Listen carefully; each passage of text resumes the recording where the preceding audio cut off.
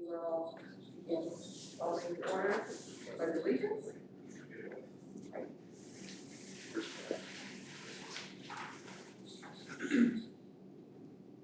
I pledge allegiance to the flag of the United States of America and to the republic for which it stands, one nation, under God, indivisible, with liberty and justice for all.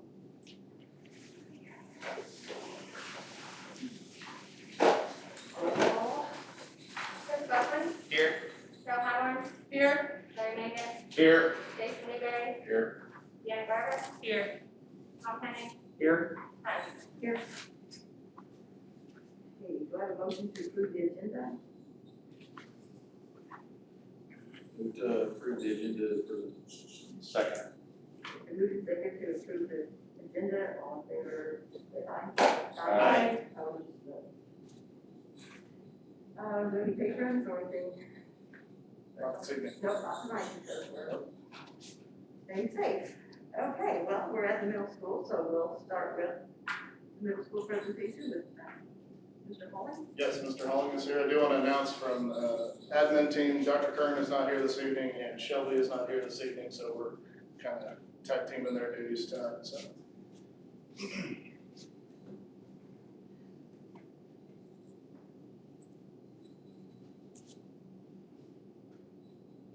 Good afternoon, evening, whatever. Kind of blended all together. Yeah. This is the Wellington Middle School presentation. Just wanted to show you guys some highlights of the year. We've gotten off to a pretty good start. Several things that we've implemented this year is to try to be better at communication, especially with parents and with these trying times with schedules. It seems like the schedule changes quite frequently with snow days and with in-service dates and conferences. It doesn't seem to be a neat schedule. So one of the ways that we've done that is through the use of a podcast. It's real simple. I just do a recording of a Google Meet and throw it out there. We have a variety of individuals. I'll let this one speak for itself. Just don't mind the boring voice and the glare off the forehead.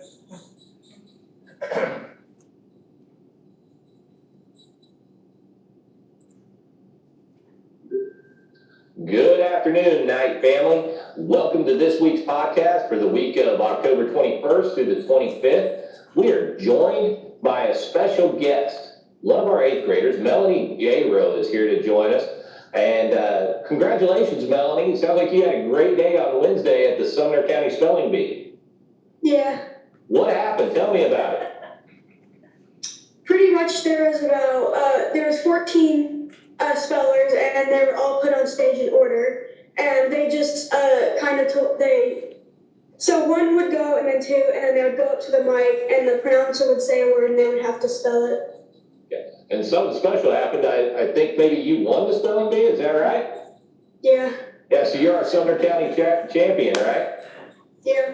Congratulations. What was the best thing about the spelling bee?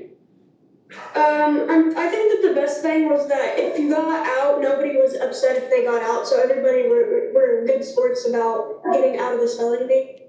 Awesome. What word did you win the spelling bee on?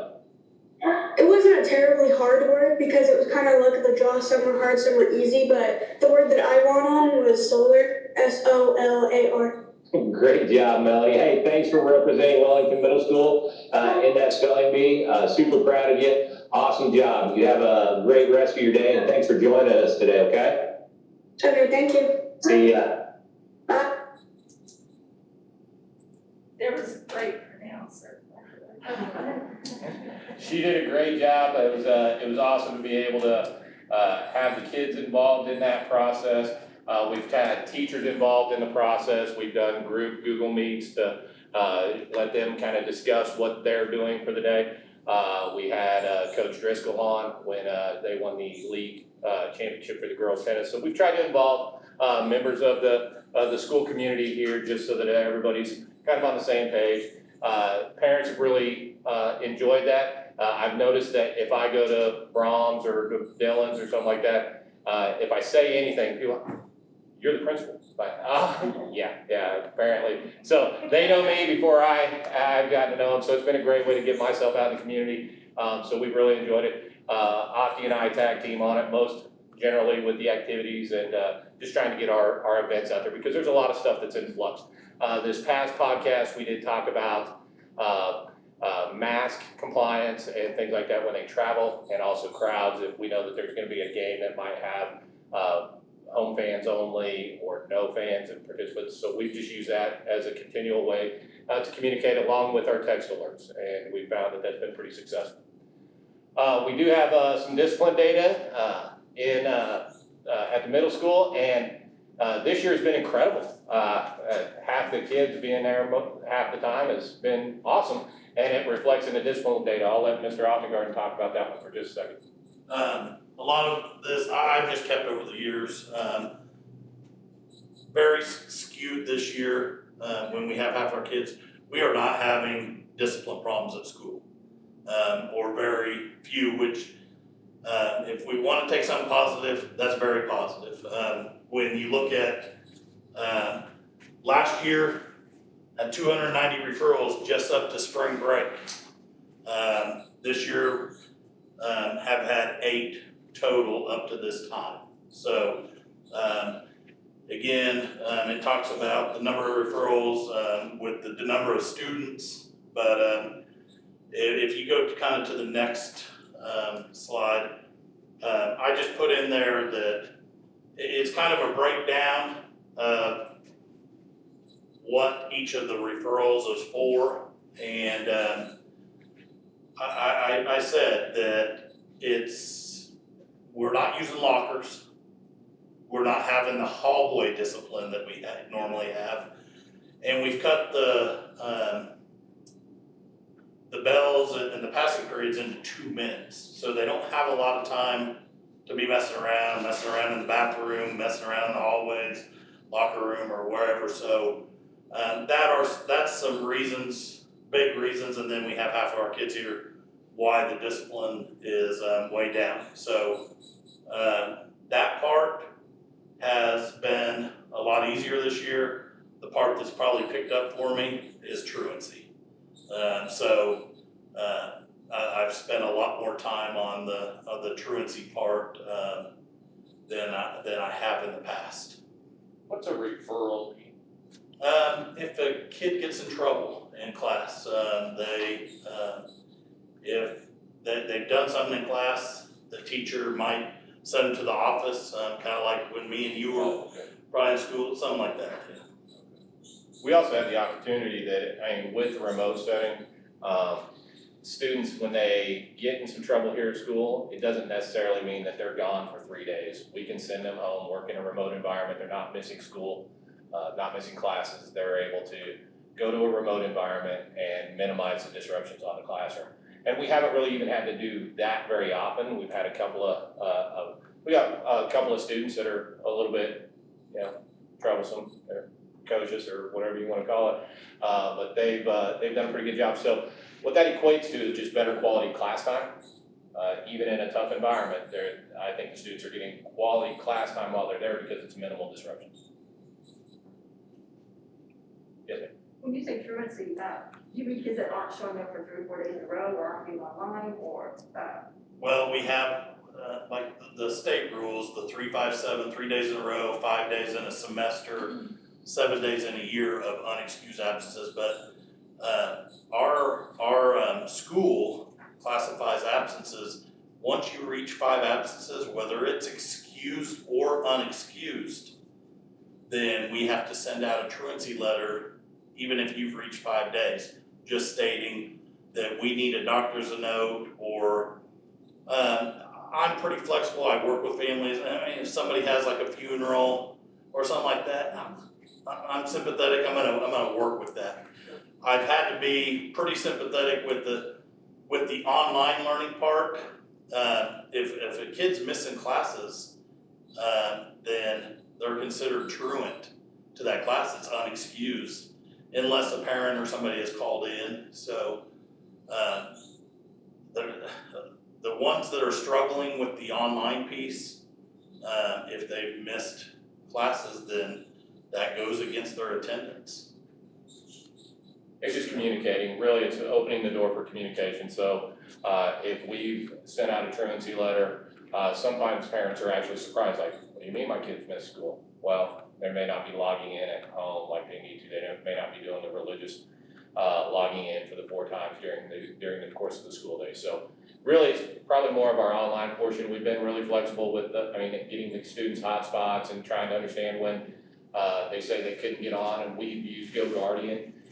Probably our biggest issue is tracking down GoGuardian and tracking down student attendance while they're in the remote setting and trying to troubleshoot. We spend a lot of time troubleshooting now, as opposed to going and grabbing a kid out of class and discipline that way. It's a lot of communication, and the ladies in the office, they spend a lot of time talking to parents. So, okay, we gonna move on. Students of the month, we're still running school like it's school. This year, we've already done September Students of the Month. We had some great kids in that one. Addison Sandell, Drew Zika, Chase Lynn, Sadie Camberlin, Boston Lawrence and Patricia DeJesus were our September winners. And then Scotland Ewing, Remy Rusk, Cade Rains, Liliana Macias, and we had a 7th grade student that we can't really talk about. She's got some privacy things that we won't address here. But that was our October Students of the Month. It was really cool. Aki was telling me a story about taking in the pizza. We give them a pizza thing, and all the kids' eyes got huge. They're like, what? And it was pretty funny. You got to see in that reaction, and the kids have been really celebrating that. A couple other things. We're still continuing with the 100s chart. This is positive behaviors that we continually try to keep kids in check. I keep mine right here waiting for the opportunity when I see somebody doing well. It's just got my card on it, and I give this to a student that I see is doing some positive things. I give mine out mostly during the temp checks in the morning. Some of the kids are just super polite. How are you? They ask how we're doing, and they're really positive about it. So I use mine for that, and then other engagements when I see the kids doing well in school. Mr. Avigard can kind of explain the 100s chart. Some of you may have seen this in the last year or two. I think I did a presentation on it, but it's just a thing for good behavior. Sometimes those kids don't always, as big a school that we have, they don't always get Student of the Month or things like that. And we want our kids to hear positive things or get positive things. So a teacher sees a kid maybe helping somebody pick up some books or something. They give them that card and say, hey, take this down to Mr. Optengarten. Or if I'm not in there, our secretaries help them.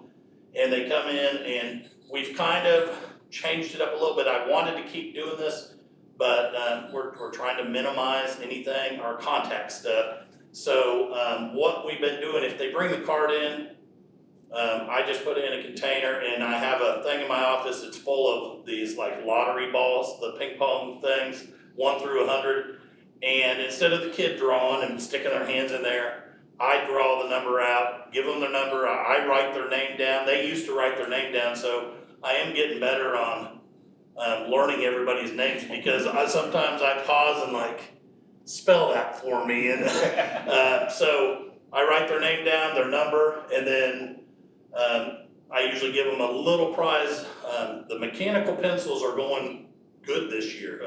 So I have some mechanical pencils. I kind of spread it out so they don't have to dig through it. I have a thing of candy. They can have a few pieces of candy or the mechanical pencil. And then I walk out and I put this is in our office. We got a brand new poster this year because the old one was folding up. And I put that on, and so then it's kind of like bingo. I mean, if their row fills up, then they come back, I'll call them back in, and all 100 of those kids will get a bigger prize. It may be a gift certificate to Taco Bell. It might be a gift certificate for a mini pizza to Big Cheese. It might be a box of candy, but they get a bigger prize. And then at the end, we draw one winner for a big prize. A lot of our stuff's donated. Sometimes we've had even Walmart gift cards, a $50 gift card. Last year we did purchase with our student fundraiser money some of the like karaoke type machines. that we got on sale for about $50, and so we usually give out the big prize, and then we clear the chart and we start over. And there's some kids that get really excited about that. Sometimes they'll have their name on there 5 or so times, and just trying to reward them for good behavior. And some kids see it, and I mean, I had a kid the other day come in that you wouldn't expect to get anything like that, and he was so proud. And I was like, I teased him a little bit. Who'd you steal this from? And me and him had a little joking thing, but it is neat to see those kids, because to doing something good is some of them get pretty proud of that. So. Okay, so the next positive behavior initiative that we're going to try to implement, we have mask compliance issues. They're minimal. They're really small, but sometimes kids don't want to wear their mask. We see it mostly before and after school during the transition pickup time. The kids want to be together. They want to talk to their neighbors. They want to sit by each other or stand by each other. So we have those conversations. Sometimes the conversations are difficult. You know, sometimes the kids are like, what do you mean? And I mean, there's a public face to the mask, you know, depending on what their parents feel, how they view it. But for the most part, I would say 99% of our kids are doing the right things with the mask and doing what they need to do, and they're mostly really polite. So instead of writing kids up or trying to look for discipline issues, we came up with a lifesaver. So promotion, this was Christy Whaley put this together. It was her idea initially, and then we kind of developed it from there. We had one that was Dum Suckers that we thought when we bought them. Thought those would be great. And then we got back and we're like, we're rewarding a kid with a sucker in his mouth to wear a mask. That was a little difficult. So the suckers they're going into the hundreds bowl, and we'll work on that. But this is going to go out. The teachers are going to have this as an initiative. When they see a kid wearing a mask, yeah, they're going to hand out lifesavers. It's quick, it's easy, it's cheap. It's going to let them know, hey, I appreciate you. Thank you very much. So that's our next initiative. Teachers helped us come up with that at our last in-service, our last staff meeting. So really proud of them for coming up with an alternative way to be able to do something to reward kids for doing the right thing. Next thing, some things to be proud of, Patriot League champions. We were the league champions in girls tennis. That was the first one out of the gate. Really successful tennis season. Probably I've already heard the 7th and 8th grade boys football teams, undefeated seasons and league champions. Melanie J-Rowe, you saw her just a little bit ago. She was the spelling bee champion for Sumner County.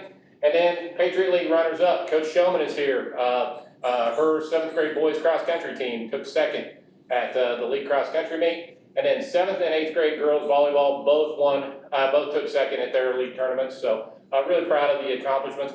We've been able to have sports. We've been able to get kids to make it look like it's a normal school, and things are going well. Here's some kids in Ms. Fike's science class utilizing timers. If you look at the timer over there, it has two purposes. Number one, to let the kids know where they are in the lesson. Also is a way to help monitor and gauge that social distancing. If they're working together in a group, if they're in, boom, they know that they got to beat that 10-minute clock, so that we're honoring the social distance clock. So it does a couple of things. They're actually getting things done. A science experiment, being able to utilize, some of them are oil, some of them have a couple other things, and they're doing diagramming. I sat in on this lesson, it was pretty cool. Mr. Hartley's class, Ag Science, we got to give some thanks to the city of Wellington, so we're making those community connections.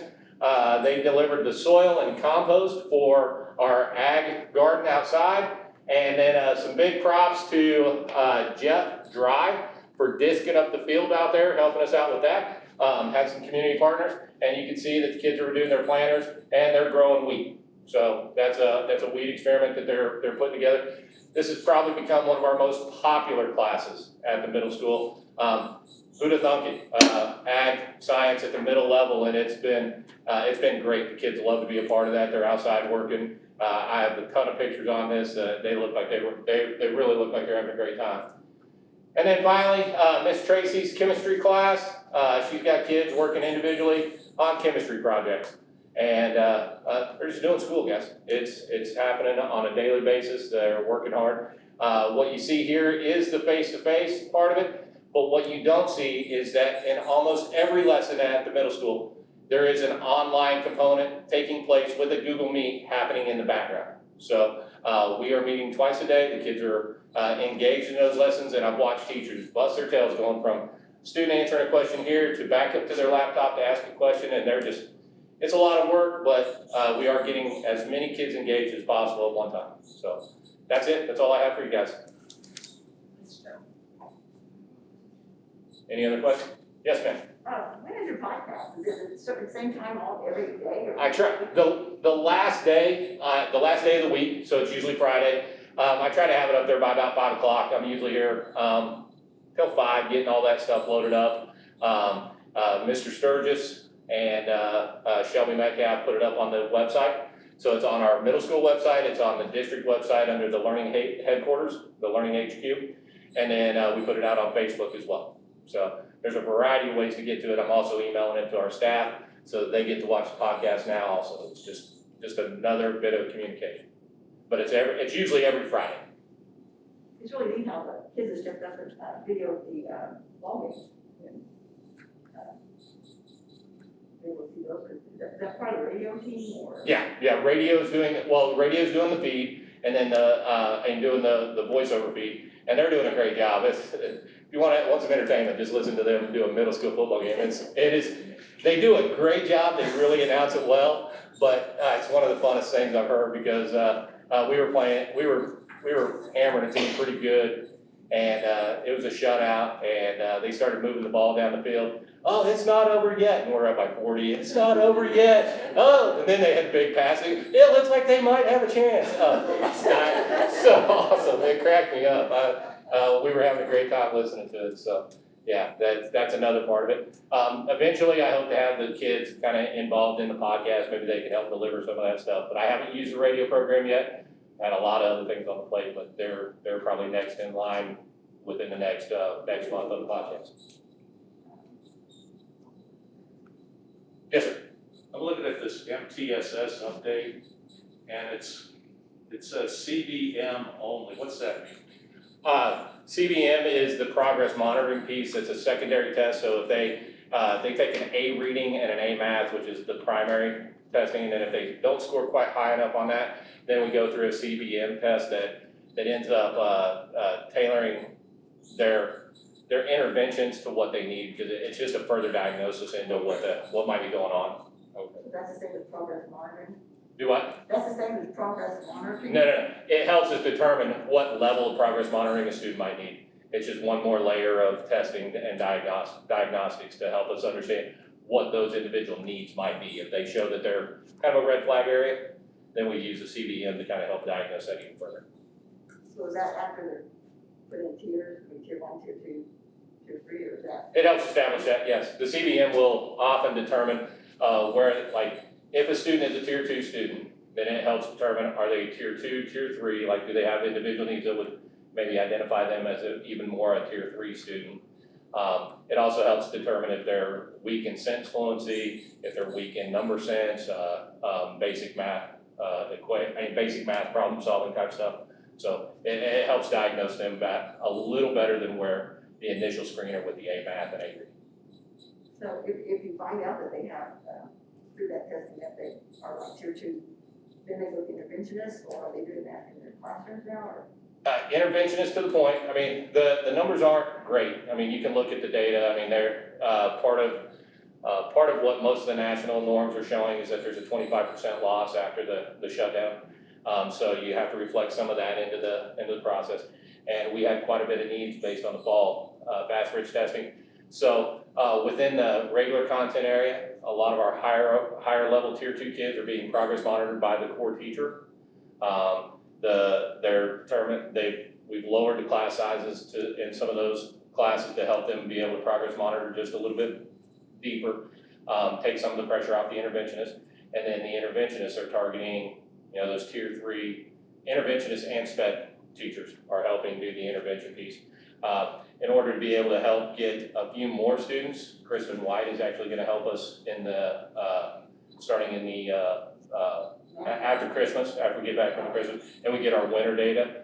We're going to look and see how Kristen can jump in and help us teach some of those other intervention classes, because our math, we have some pretty high math needs. Yeah, she has a math degree, so that'd be great if you could. Yeah. Go to Yeah. math interventions. Absolutely.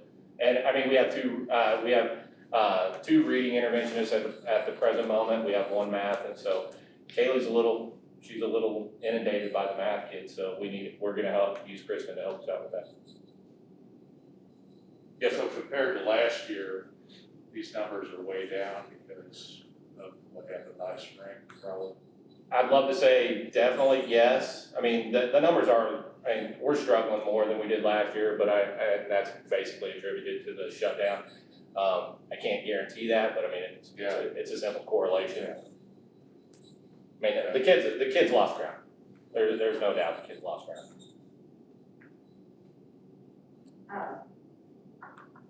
Is there, the electives, is there a problem with the elective classes? Some of them are a little larger, like art, we have 34 kids in an art class, I think maybe one might have 35. We have two 34s and a 35, but she also has the largest classroom available, and right now she's sitting at about 16 kids a class. She has no problem social distancing, and then because we did load up our interventions, and we've been able to offset those numbers just a little bit. The numbers have kind of creeped down in the electives. We need to build some programs. We got a couple of programs that we need to put some more kids in. Is there any way, I know lots of kids second semester are repeating the same elective, is there a way that, are you working on fixing that? The elective, it might say the same, but the teachers are gonna differentiate the instruction to meet what those kids are doing. So like if it's art, and it says art 1, well, the teacher had them for first semester, they will go ahead and do art 1A, and they'll just move on from it. It's not gonna be a repetition of the exact same thing that they would be getting in the first semester. We're already doing that now, because there were a couple of classes with technology.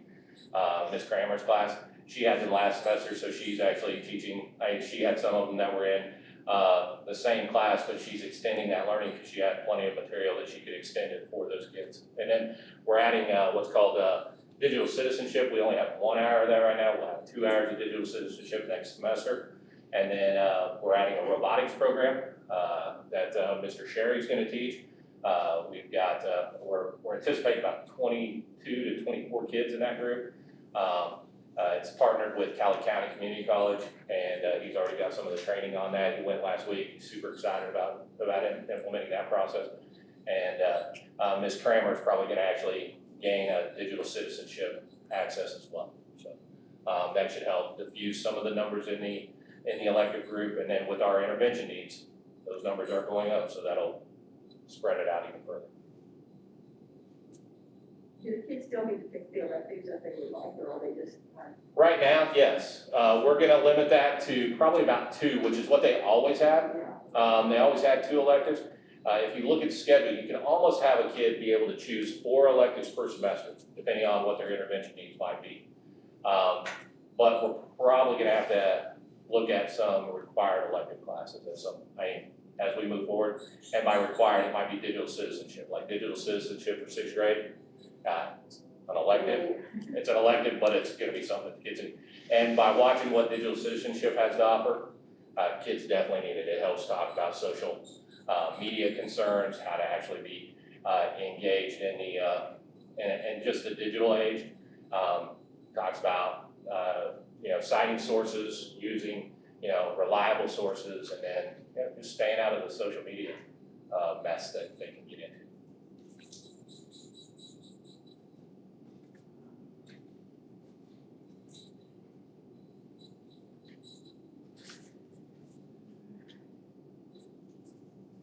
Any other questions? No? Okay. I have one question. Do you feel like your new schedule has helped on more intervention time, or?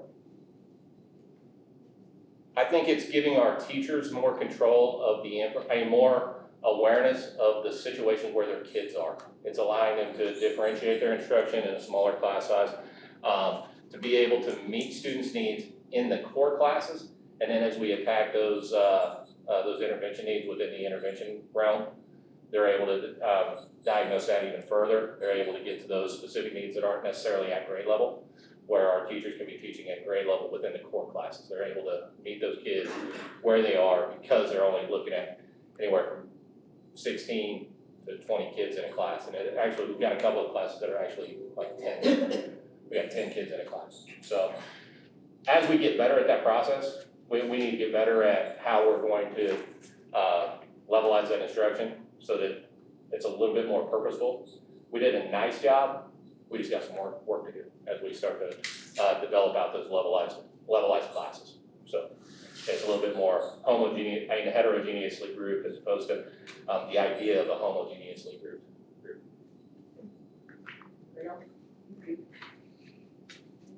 It's definitely a work in progress. Thank you, Mr. Holland. Thank you. And Thanks, Dave. thank you for hosting us tonight as well. You bet. I have been in this library. Are you bringing coffee and donuts later? I'm going to Big Cheese. I need the credit card, sir.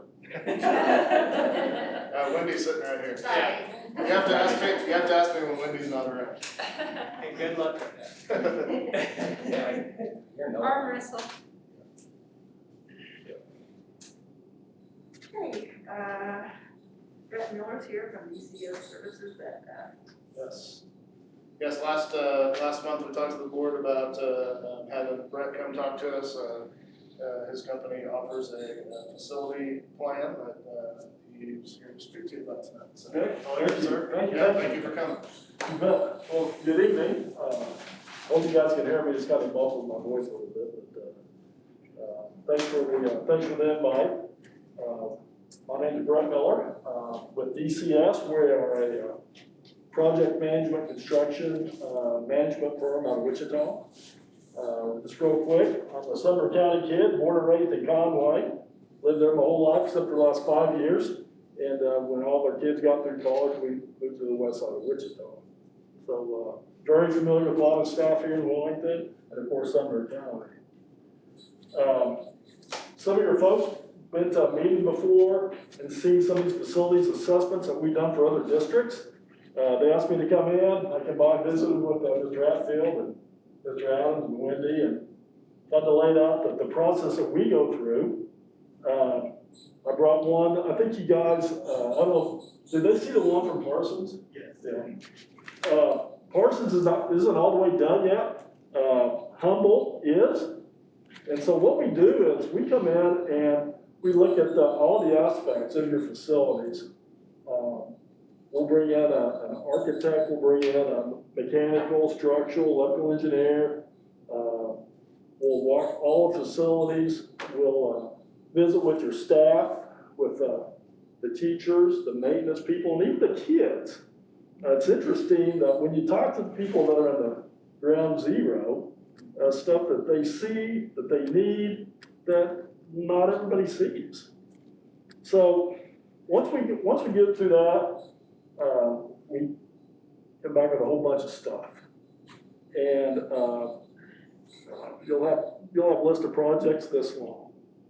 And for example, right now, we're finishing up Neodeshays, and they have probably, I don't know, 40 projects. And so once we identify all the projects, and it's little stuff. It's little stuff to big stuff to whatever we find. And what we do then is we come back and we put together a budget number. It's very conservative, and all that does is help you guys prioritize. This is stuff that we can do, this is stuff that we can't do, and helps get everything in order. Then once we do that, then we sit back down with you, say, here's all the budget numbers, and then say, well, this stuff here is too big. Maybe we need to do a lease purchase, maybe we need to have a bond issue, maybe all this stuff here we can do on account of outlay. So basically, at the end of the whole thing is you'll have a plan. This is Humboldt's plan, and it started out where they had we identified close to 60, 70 projects. Just stuff that needed to be fixed or repaired. And so what we did is we helped them develop a 20-year capital outlay plan. So what they did is they said, okay, this bigger stuff that we can't afford to pay for out of our capital outlay, they elected to have a bond issue. They're gonna have a $15 million bond issue. coming up this spring, I believe. And then the rest of the stuff, they're gonna pay out of Cal Valley. And so it's a 20-year plan where she knows, the superintendent knows, that they can spend X amount of dollars out of Cal Valley. And these are the projects we want to do in 21, 22, 23, all the way out for 20 years. The trick to this whole thing is every year, you need to revisit this because things change. And so, some stuff might get shuffled around, but off a couple of years, some stuff might get shuffled around, do right away. But it helps you identify stuff that needs to be done and have a plan that you can have to work with for the next 20 years. We find it very, very exciting. We find a lot of districts love it. We've probably done 20, 25 of these. Right now, we've got about 6 in different stages. But at the end of the day, you'll get a book of all the stuff, list of projects, and then you'll get the 20-year plan, or however many years that you want to go to. So that's it in a nutshell, really. We're here to help you guys, not here to sell anything, no obligation whatsoever. We're just a firm that believes that a lot of districts that need help, and this is something that we can help them with. Another thing that we do to offer is if you guys decide that you have a lot of stuff you want to do and you need to have a bond issue, what we do, we also will send out a survey to all the patrons and get their perspective and their insight before you even go to the bond issue, so you see what the community does. For example, I brought one here that we just did for Ashland, and they came back where the school board didn't know whether they should remodel what they got, maybe go do an addition. And so what the survey came back and basically said the community would support the remodel. So then it helps that direction of the ward, the district, and the community all working on the same page, going the same direction. So that's kind of the highlights, really. Like I said, we're here to help you guys, to help you through the process, to help you identify stuff. And it's about, I'm going to tell you, do it right, it's a 5 or 6 month process. Time that we come out, tour the buildings.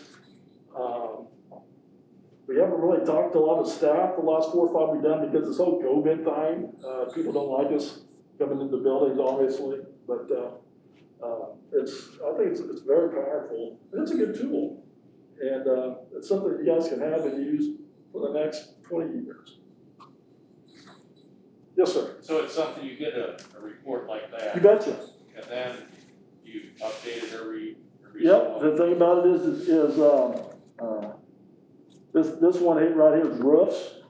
Then there's another for transportation, then there's one for technology. I mean, there's just all kinds of spreadsheets. What we do is we line it up for the first 20 years as of what your needs are today.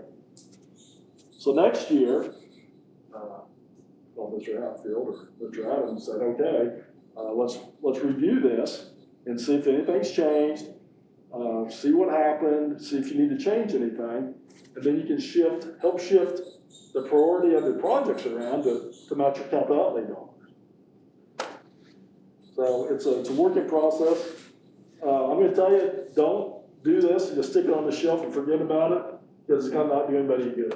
You got to review it at least once a year and keep it up to date. And once you keep it up to date, it's like buses. You can set their projected buses. You can same thing with technology. what's the range of the cost? This, Yeah, like $7,500. 35, 75. 75. $7,500. You know, I'm going to tell you that there's a ton of man hours that go into this, and I'm going to tell you that we don't make any money. We lose money actually, to be blatantly honest with you. But the thing is we're here to help you guys. We're here to build a relationship, and if you guys do any stuff in the future, we'd like to be considered. No obligation, none whatsoever. So flat fees and $500? Yep. So you guys are designers too? We work with design, we don't carry out the designer license, but we work with 2 or 3 different designers. We can work with anybody. And that's the deal. We're gonna ask you who you like, and we'll work with them. Everything's open book. The thing that we see all the time is we'll say, okay, it's gonna get all these doors up to ADA, fire rated, fire marshal, new code footprint, $200,000. Every time somebody says, well, I can go to Home Depot and buy a doorknob for $20. This is not the same. And so, the numbers that we give in the budget phase are conservative. We don't know if you're gonna do this today, tomorrow, 5 years from now, but you're gonna be covered. And then if you get these list of projects, you say, okay, this is the ones we really wanna drill on. Then what we'll do is, we'll get them designed, we'll bid them out, hard bid numbers, here it is, this is the next step. But we'll get a list. Uh-huh. It'll be prioritized into must do as soon as possible. For example, this is the very first list we come up with Humboldt. You can see all the different projects that they have. What we did then is off this list, we went through and assigned them some just rough budget numbers to help guide the process. So once that gets established, we sit down with your team or you guys or whoever and say, okay, what's important to you guys? This is about what it's gonna cost. Well, here's a list. And so we, for example, Humboldt went through this, found $15 million in the projects, they're gonna have a bond issue. The rest of them they're gonna do out of outlay over the next 20 years. Yeah, things change, you gotta redo it every year. So we're here to help you, we're here to build a long-term relationship. It's pretty nice. And yeah. Oh, go ahead. No, go ahead. So, roughly how long does it take you to go through a school? You know, I'm gonna tell you that it takes us probably about 6 months to do this. I'm gonna tell you, you can do it quicker. The problem is that, we found if we do it quicker, we don't do a thorough job, and you're not gonna, and we don't wanna turn something out that's not right.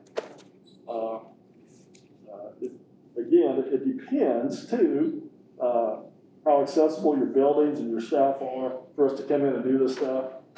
Some districts don't want us in the county.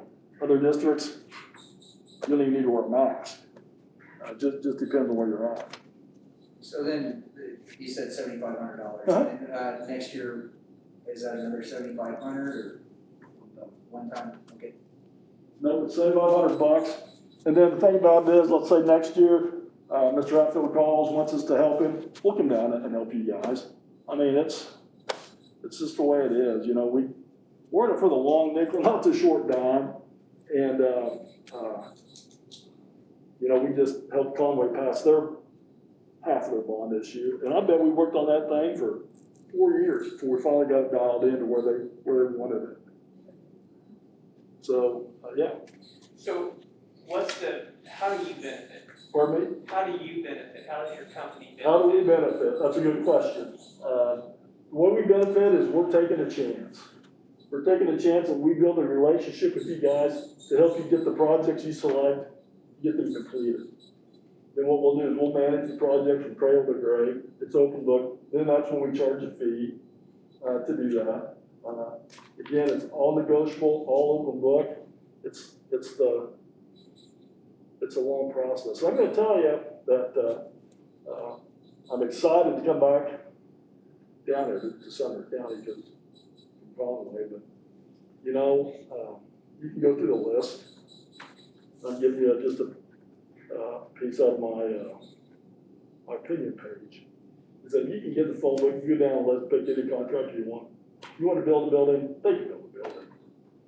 You guys got to pick somebody that you want to work with, that you trust, that you know. It's kind of like getting married, because you're going to be with it for a long time, and it can be a good thing or it can turn into an ugly thing. So we're banking that we can build a relationship, help you guys to the next step, and having a long-term relationship. So you're kind of like the project. We are. That's exactly what we do. Exactly. Been very successful. I could sit here and give you a whole lot of references this long. Yeah, what school district have you had the longest relationship with? Cole? Born and raised there. Yeah. No. Okay. No, I mean, we just got done doing, $4 million bond issue project over at Flint Hills. We're working with Neodesha, Parsons, Mineola, Rollins County, Cherokee, Erie. But what's the longest? I mean, the one that you built the best relationship with from when you started this? I'd pick on Humboldt right here. Humboldt. So how long have you been working with them? I've been working with Kay for 3 or 4 years probably. And again, Conway, I went to school with all those guys. Right. So, I'm 61, about to retire, to be honest with you.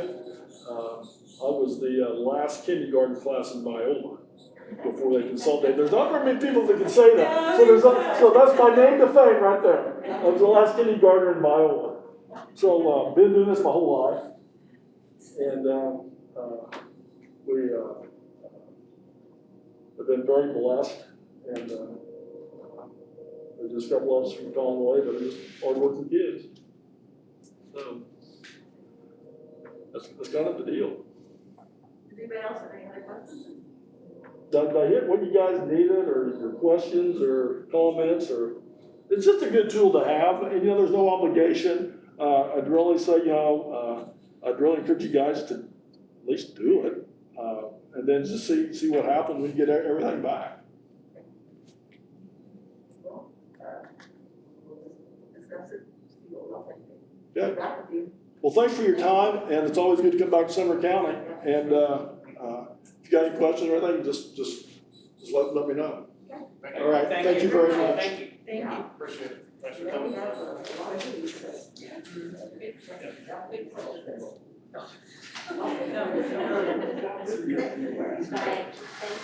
Thank you.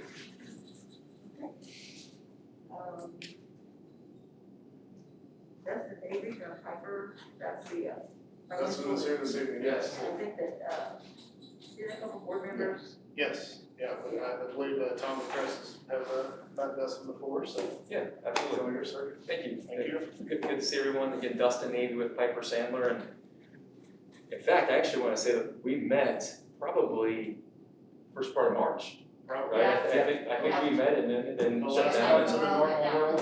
Yeah, so yeah, it was, yeah, so. Did we have our mask on then? I can't remember. Was it before It might have been right before. Before, it was before, it I was. don't remember wearing a mask in a meeting. That was the last time I've seen your face, Chris. Let me tell you what, I really don't want to see it now because it's got all these marks. Well, it's good to be with you, and really this is just a continuation of that conversation here 6-7 months ago. And it actually ties in really well to what Brett was referring to and talking about with respect to facility planning. And this is more financial planning, and again, somewhat related to long-term facility plan that we'll talk about too. But really wanted to spend a few minutes talking about financial planning, kind of what goes into it, what the current status of the district is with respect to the bond fund, and then obviously answer some of your questions related to how we pay for projects. What does that look like? Obviously look at maybe potential refinancing opportunities given where interest rates are as well, and how does that impact your plan? And then kind of give you a hypothetical, again, kind of the conversation ties well with what Brett was talking about, just kind of a hypothetical analysis that you can kind of have in the back of your mind related to what does it mean if the district does have a future project. So kind of as we get into the financial plan, obviously there's a number of factors that go into that. Interest rates being one of them. So when we look at refinancings or new projects, we got to think about interest rates being the biggest cost of a financing.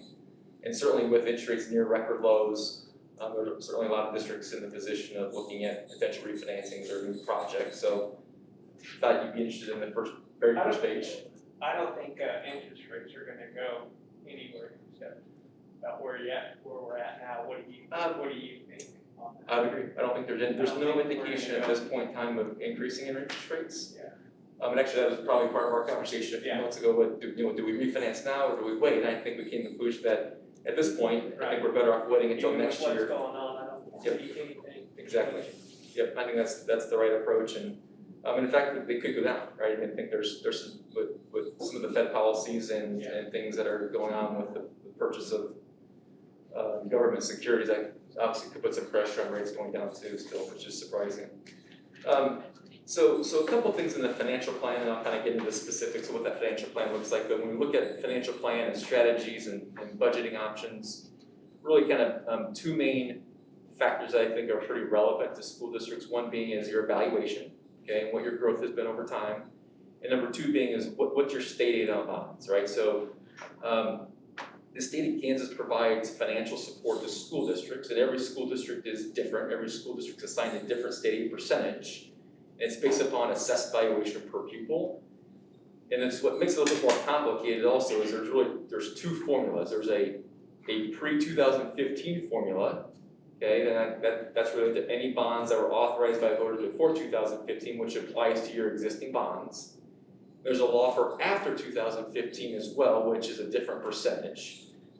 And so you can see kind of some historical information here.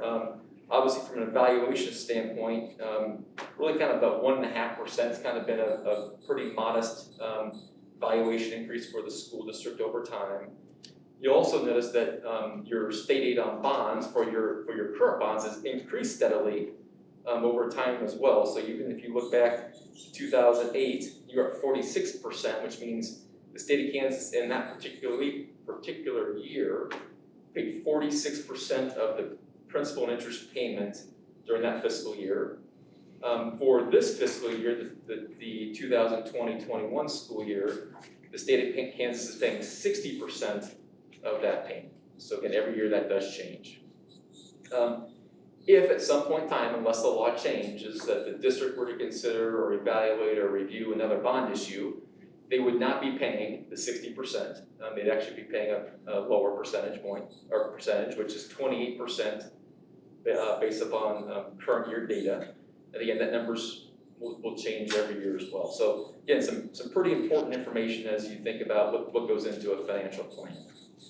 The next page is more or less mill levy history, and it's, think about financial planning, we always think about, well, we're talking about bonds and the bond and interest fund. It really becomes more than that, right? So it becomes more than that because we also have capital outlay, and obviously the district's made some decisions over the years to increase and maximize what's available in capital outlay because, as Brett alluded to, there's a facility plan that's put together, and then you as a board are prioritizing at some level which projects can be paid for out of cash and out of capital outlay over time, and which projects are large enough where we don't have the resources and capital outlay to pay for them, and then the question becomes, well, how do we go about doing those projects?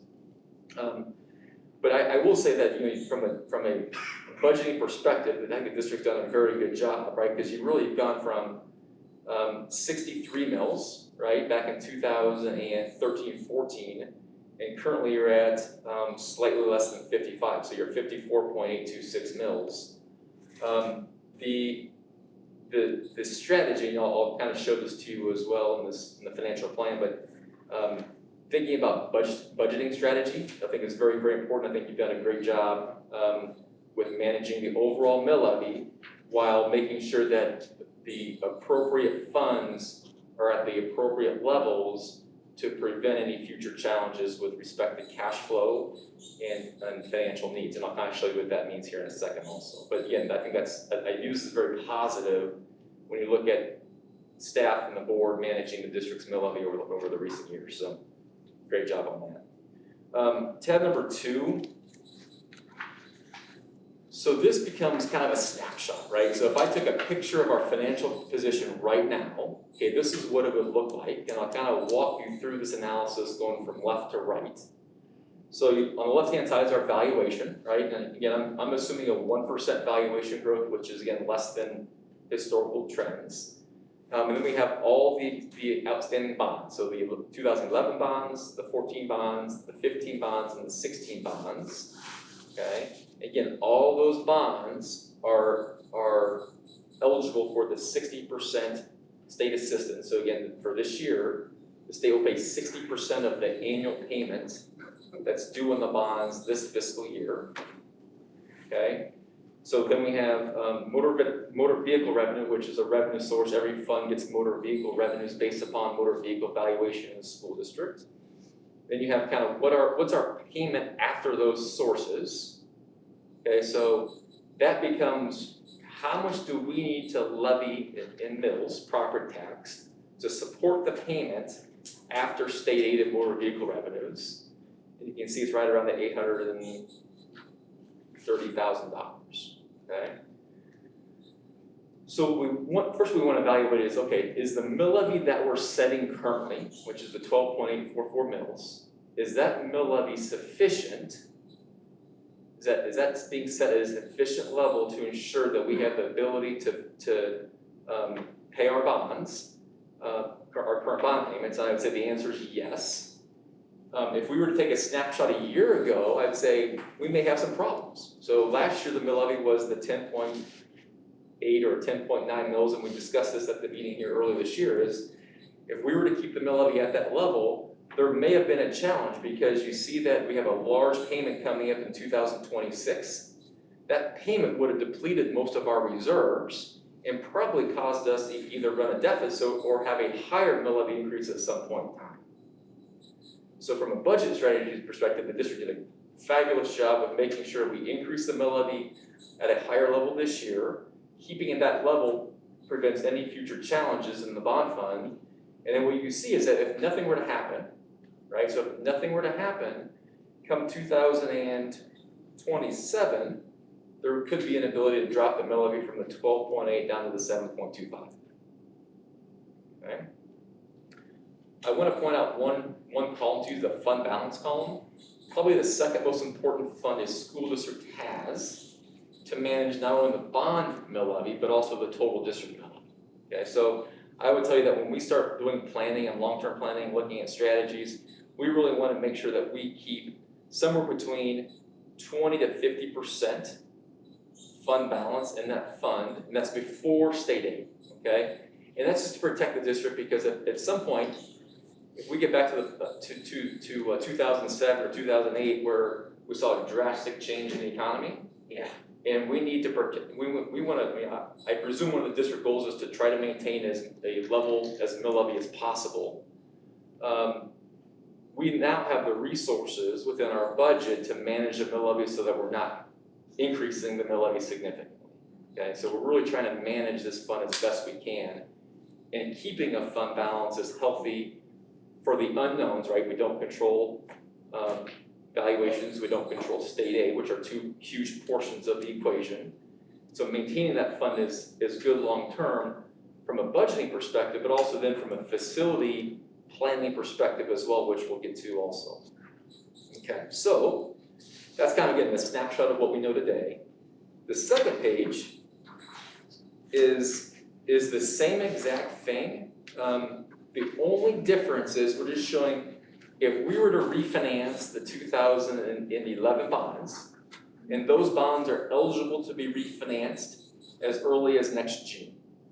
Okay, so if we were to refinance those bonds based upon current interest rates, okay, the savings would be a little over $100,000. So you see the very, very bottom left-hand corner. It's just showing that, okay, if we were to refinance these based upon current rates, this savings is right around $103,000. You'll see right next to it says PV 6.77. When we refinance outstanding bonds, we evaluate the savings based upon a present value basis to tell us whether or not it's reasonable or it's a good idea to consider refinancing.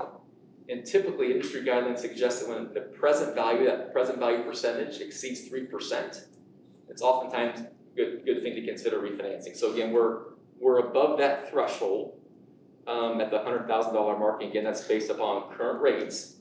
But again, not being able to close it until next June. I have an example of what that timeline looks like for the district as well. Okay, so the very last page then says, again, hypothetical, right? So if we're talking about facility needs and facility planning, I think if I'm sitting in your shoes, I really wanna know, okay, well, if we're gonna get a list of projects and that list of projects is a pretty big number, and I use a hypothetical amount of 10 million, just as a starting point. We as a board really understand, okay, if that is a project, we get a list of projects that's 20 pages long, and it's $10 million, how do we pay for it, and what does it look like, right, from a financial plan perspective? And so I wanted to share with you what this analysis looks like, and I base this on, again, 2023, so I'm just kind of, again, hypothetically thinking ahead here. If this is a 2023 bond, $10 million, it's at 2.5%, so again, I'm not sure if rates will be that low in 2023, but 2.5%. What sort of mill levy requirement would be needed to support that level of payment, okay? So what you'll see is on the right-hand side, you'll see where it says 12.8 mils. So again, this is assuming that we keep the mill levy at the 12.8 mils for a few years. The mill levy would need to go to 14.5. Okay, so a little less than 2 mil increase, okay? And then it would be at that level until 2035, until the existing bonds are retired, and then it would drop off again.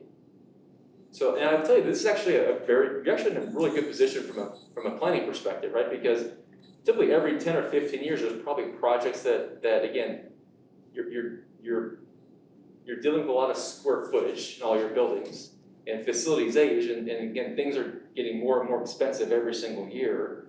And so you're actually in a good position where your mill levy is dropping off about every 10 to 15 years, which is giving you the capacity then to have a facility plan that takes into consideration when those mills drop off and when you can layer in additional projects while still keeping your mill levy relatively the same.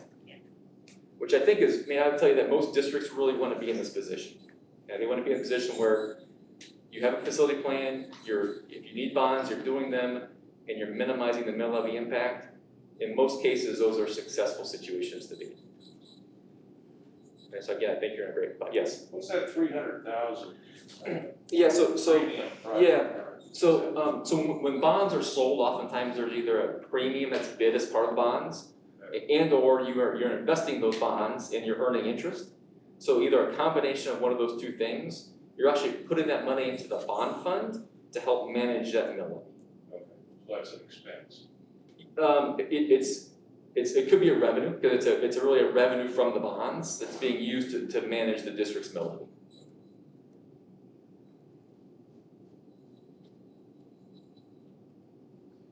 So again, just some big picture analysis, not specific to anything that you're considering or looking at, but just wanted to give you a hypothetical. So as you're starting to get a list of facility ideas and plans, you'll know, hey, if it's 10 million, I know where it's at. If it's 5 million, I can probably do without increasing it. And then every year, what's important too is managing and budgeting appropriately so that if we know in 3 years we may have a project and it's 10 million, it's maybe managing that overall district mill levy so that when you get to that point, maybe it's not a mill levy increase, right? So that's something to consider as well. So thinking about those things well in advance of them happening, I think is pretty important to kind of the financial planning aspect of any sort of facility project.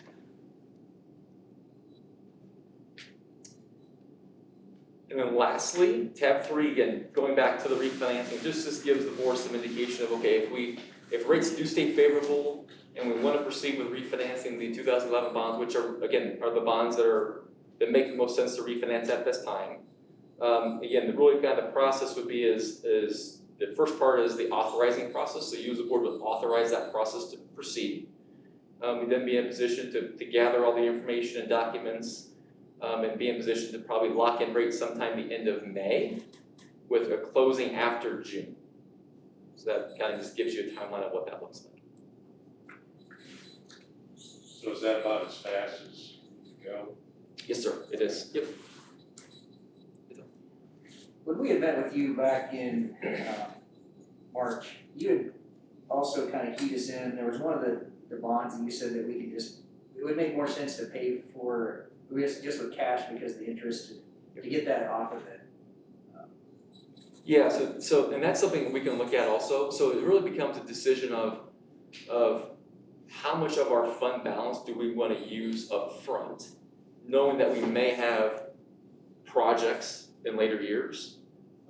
So that would be a situation where if there was no projects, I would say we may wanna pay cash for them, right? But if there's some facilities and facility projects, we wanna make sure we account for that in the plan before we say, hey, we're gonna take $1.5 million. Again, after state it'd be less, right? Because the state's paying 60%.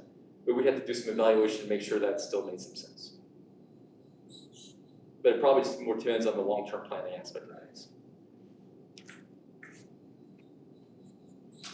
I think one of the keys, I think, we met with you, is you're more of a partner with us. So after, say we do go this route, you're gonna be with us throughout it, right?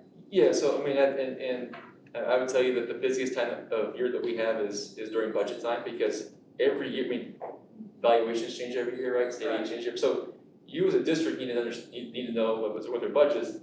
Hey, are we setting our mill levies where they need to be set, number one, right? And if we're not, what adjustments do we need to make? We have some districts who say, hey, my capital is only at 6 mills. I really need to get to 8. Can I borrow mills from my bond fund into my capital outlay so that I can manage my mill levy, right, and my needs in cash in my capital fund? So yeah, so to answer your question, it's this financial plan needs to be updated every year for budget. That's, if I remember right, you're with us. Yes, yep, Instead absolutely. of come in and say, hey, this is it, and then we don't see you, we're constantly communicating. I think that's a big key, especially when you're talking that much money. Make sure that we're sticking to the right Plan, yep, absolutely. And that's what I liked about it. Appreciate That it. you're more of a partner and just, hey, I met with you, here you go, we'll see you next year. Yeah, it's not transactional though, so it's really making sure we have the right plan in place, and the right plan drives what the transaction is like. Awesome. Thank you.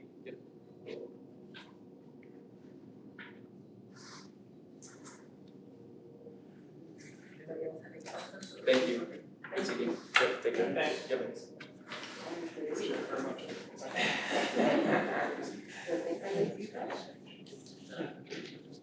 Rocky back.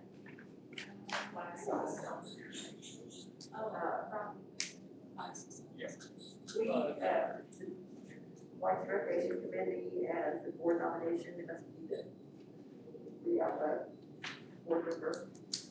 Yes, Cody White sent over that the board had nominated Betty Ziegert to serve another 4 years, and that goes through the Board of Education for an approval. If you're, it's the first time you're hearing it tonight, but if it's something you're comfortable with, and it's something you can go ahead and approve if you choose to. I'd like to make a motion to approve Betty Ziegert for the recreation. For a second. Move your second to approve Betty Ziegert to another 4-year term on the White's Recreation Board. All in favor, say aye. Aye. Opposed? Spark money, yay. Wendy. You're up. Okay. It says 10. Hey, Jen. Hey there. You're gonna have to yell. Here, let her have it. Okay, I will try. Okay. I'm gonna put you in the middle. All right, you have the floor. That's Jeff? Get it here. Jen? Yes, Okay, you get to talk now. okay. You're on. Good evening, everyone. I'm so sorry I can't be there in person tonight. I look forward to getting back. But we are so excited to be able to use the funding available to us, not only to support our remote learning, but to boost the district needs that are going to last for years to come. So as we looked across the district to prioritize, we sought after spending that was not only accessing a site that we wouldn't be able to renew in the next year, but money that we could use for focused on things that have been a need already and that we will benefit and use when COVID is even over. So fortunately, when curriculum companies sell online curriculum, the books are free now. So we just happen to be looking at curriculum for the high school ELA department and are ready to or hope to make a decision next month. And we're also looking at updating the middle school social studies curriculum. And as Mr. Holling said, that the need for interventions is higher this year, so we're able to cover this as well. So I have a couple of quotes I've added for the remote setup as well for middle and high school. And I am waiting for another one. And when you look at those, you're going to see that two of them are for 120 classrooms, and then the other one is for 60. And I'm waiting for another quote for 60. Or actually two more. So we will be looking at just the middle and high school for those setups actually. But I wanted to keep the 220s in there so you can kind of see how they compare in price. But those setups would make it so that the teachers and students could interact online better, during live streaming and have audio and video that is really, really clear. So, of course, having elementary students take Chromebooks home has also put a toll on our Chromebook supply and with more breakages. So, however, this money's coming at a perfect time because many of our Chromebooks are near the end of life anyway. So we're also we're looking at that, and then we would also like to get our teachers touchscreen Chromebooks, and we of course have the document cameras, and you'll get to see us hold that here in just a little bit. So I just wanted to kind of give you a preface there of some of the things that we were looking at, and Wendy's gonna kind of take it from here. Okay. Yes. So what you have in your packets, obviously. Are the staff Chromebooks, the student Chromebooks. You have all of the video conferencing set up for the middle school and the high school. You add those up all three right now. As they sit, we are right at about the budget level that I have left within Spark. There's a little bit more, but not a lot. Jen had mentioned the middle school curriculum as well. What our plans are, and what I would really like to have happen today in a perfect world is if you guys agree to the information that is out there in your packets. Obviously, we're gonna have to puzzle pieces together from a money standpoint. However, we also still do have some cares available. And you know, we may come in and say, I know the quote out there right now is for 500 student Chromebooks. We may, after looking at everything, come back in at 400. But if you approve it as it is right now, then we have essentially the authority to make that happen however best fits the needs and however best fits within the Spark Fund as it is. So the wonderful thing is because of the Spark Fund, you know, we have $503,000 that we get to spend. That is not coming out of all of the other funds that we depend on, which allows us a little flexibility and less pressure. So much on those. I can tell you right now, just from a curriculum standpoint, prior to Spark, we were, and after some of the curriculum changes that we had during the year, we were at about $100,000 balance for our textbook fund. Right now, after we've already got reimbursed through Spark for some of the other curriculum already purchased, we're back up to 190 in that fund. So that's just one example of how money is helping us. So that's questions for Jen or I. So it looks like SHI gave you a better unit price on the 500 Yes. laptops, so you'd probably go with them, I suppose. Yes, we would definitely go with a better price. The other thing, and I don't know that Jen, I don't know that you mentioned this or not. Ryan mentioned that the normal Google updates from the Chromebooks that we were using prior is not going to continue. That will expire as of the end of June. So the Chromebooks that we are looking at now will have that capability. On the teachers one, looks like 2 trees is the best deal, but they got all these different options. Yes, Jen, do you wanna talk to that? Particularly. So I wish I had Ryan here to kind of explain some of the differences on these Chromebooks, but he has kind of told me that when we're bidding for these, they're really coming from the same place. So the first person that kind of gets their bid in first really gets the best deals on them. So the specs should be pretty close to the same. It's just, you know, where we're able to get them through.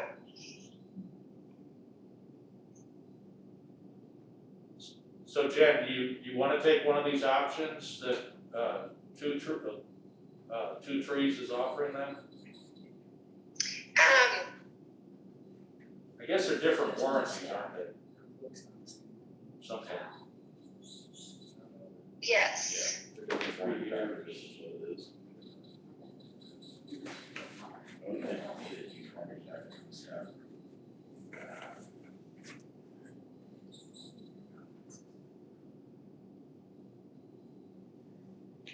So do they have these Chromebooks in stock?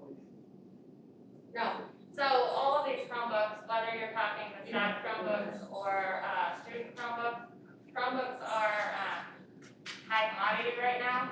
So we have listed the vendors and we would be able to get the invoicing, have everything worked out ahead of time. However, we probably would not have these in our buildings until 2020. That was my next question. Are they gonna invoice us before December 31st? Yes, they have. When you need to have it. Yeah. Yep, and if we come across something, obviously that you approve, that we would be able to obviously smart money. I can tell you, we do have a major list right now, of all sorts of things that would qualify, so we will definitely spend every single penny. And we've confirmed that that's okay, just invoicing. We've been told on other fronts that the work has to be completed by December 31st. I've been told that repeatedly. That's what I'm being told. I We can talked talk to about that again as well. Stacy Davis at Economic Development on the Sparks, and she said as long as we have the invoice, Yeah, we will be okay. that's what I The heard. invoice has to be dated on or before December 31st. If it's after, it does not count. Yeah, Jim Sutton, the superintendent of Belle Plaine, has been the liaison for the superintendents in the county on this, and he's on the committee, and he's the one that gave Wendy and I that information, so that's what we're going with. So do you need us to make a motion? I would appreciate it. So I'm kind of struggling a little bit with the curriculum being a smart funding. I'm not sure exactly how the curriculum is COVID related. And again, I've been told repeatedly that this money has to be related to COVID. So, I mean, obviously we would be buying curriculum. Now, maybe there's something special about this curriculum that makes it better for COVID. And if so, then sure, I see how it fits. But I'm just kind of struggling now. And I'm the same way with you, Jason, we've been talking about curriculum for months now. Right. And, I mean, we were told at the end of December, that after the pilot of the program, we were gonna pick a curriculum, and then all of a sudden, we're gonna. I just don't wanna see us using Spark money to Exactly. cover stuff that we should have been budgeting for to cover. Because I think this money's probably going to get audited. It should. And I wanna make sure that we're spending it appropriately. It could partly be because you have all the online components and things that you need that we don't have currently have. Absolutely. Yeah, I mean, that's just what I'm thinking. That's where our grant's on spending, so. It gives us the advantage to teach online that we didn't Yeah, have before. and just to be clear, both of those curriculums that we're looking at, the curriculum was so old, we didn't have the online piece anymore. So we really need that online piece for remote learning for both of those. So what you're buying, or what you're wanting to get, is what you're actually piloting now? Well, hopefully, I mean, they will decide at the end of this pilot, which one they want to get. But as of right now, for both middle school social studies and for high school ELA, we don't have an online piece that goes with the curriculum. Even with the pilot, or you do have it with the pilot? With the pilot. So the pilot will be over actually next month, so we're cutting it really close. And they actually just started this 9 weeks with the study sync, which happens to be the same one that the middle school is using. So by the time we get to the next board meeting, they will have made a choice. And, you know, if they don't like either of them, then we'll be, you know, still piloting and we'll go back to the drawing board. But at this point, we don't have an online platform for students to get on except for Google Classroom, and then that's something that the teachers have to load up. So if we approve it tonight for the curriculum, because that's for everything that you send us in the spreadsheet. Right, or you can pick and choose, you don't have to necessarily. Because what you're saying, you want to spend every penny, which I understand, but so if we okay it for the, And we have this For the- month, for we the have this month and curriculum. next month, yes. so I just want to make sure that, you know, if they, at the end of next month, if they're like, well, neither one of those are what we want. Yeah, then we wouldn't do it. Okay. And if that's something you'd like us to bring back next month, and with more information, then we have. I was gonna say, could you get, for Jason's point, could we get clarification to make sure that curriculum would be covered underneath the Sparks, And, right? and with that explanation, sorry guys, I'm struggling here with the mask over my face.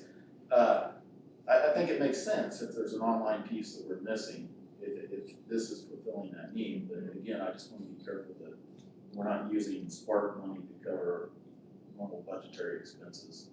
And then I guess the other question that I had is, so what is the plan with the old Chromebooks? If we're buying all these Chromebooks, I mean, a lot of our staff is carrying around Chromebooks that are probably in a little bit better shape than some of the students' Chromebooks. So what are we doing with some of those Chromebooks?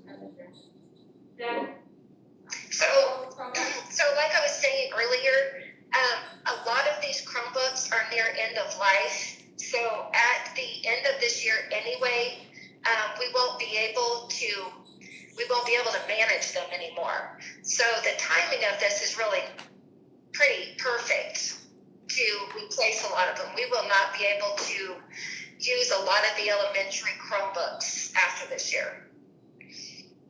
So what do you do with, physically do with them? Do you landfill, do they trade in, do they auction them off? What physically do you do with the Chromebooks? Did you say, what do we do with the Chromebooks? Yeah. Well, this is the first time we've actually, gotten to this point. And since they can't be managed, they can still be used. So we could, garage sell them, or we could use them for parts. And I know, our guys are always needing parts, but since they are older, they won't be, there's only certain parts that we can use off of them. So this is our first cycle through since we went one. Yeah, but they went down to the elementary, so the ones that are. So the new 300 that we bought went to high school and right after they went to the high school or to the elementary, yeah. So they're out all like that, yeah. Could we approve the Chromebooks, and if social studies is what the staff wants, and if that's what they approve, they looked at it and that's the social studies that they would like, would tonight approve the social studies and the Chromebooks and do the ELA next month, just so that things can get ordered and get out there? Yep, sure, absolutely. Is that the only thing, the only stuff? Is there other stuff that need to be improved other than that curriculum? Do you want the audio visual for the high school? for the high school and middle school, the 60 owls. Do you need That's for two. the 120, Yeah. or sorry. You need us to approve that? That would be good. It's technology. Technology has got a long lead time, so the sooner you get in, the further up in the line It's you are. COVID related. Yeah, It it should should be be. having Yeah. a problem. Shouldn't be a problem. Okay. We're trying to put these things in front of you Right. because usually we Yeah, get timeline things. is. Yeah. The timeline, yes, the timeline's uncomfortable for this, so getting things ordered Right. and everything being back ordered in this area and all those kind of things. So Well, we're- it looks we're trying like to the only thing the thing that we could wait on is the WHSL ELA. Sure, and we can bring more And we information could on that. bring that, After they choose. after we choose, then we could bring that up like next month. I would hope that they like one of those, because the company is great, but if they don't, I'm glad, Jen, that you said, they could pilot something else, it would be after the COVID money and all that, but, Sure. I'd like to get something that they all. Yeah, they need to feel good about what they're doing, Yeah. absolutely. So, it'd be great if they would like one of these two, but.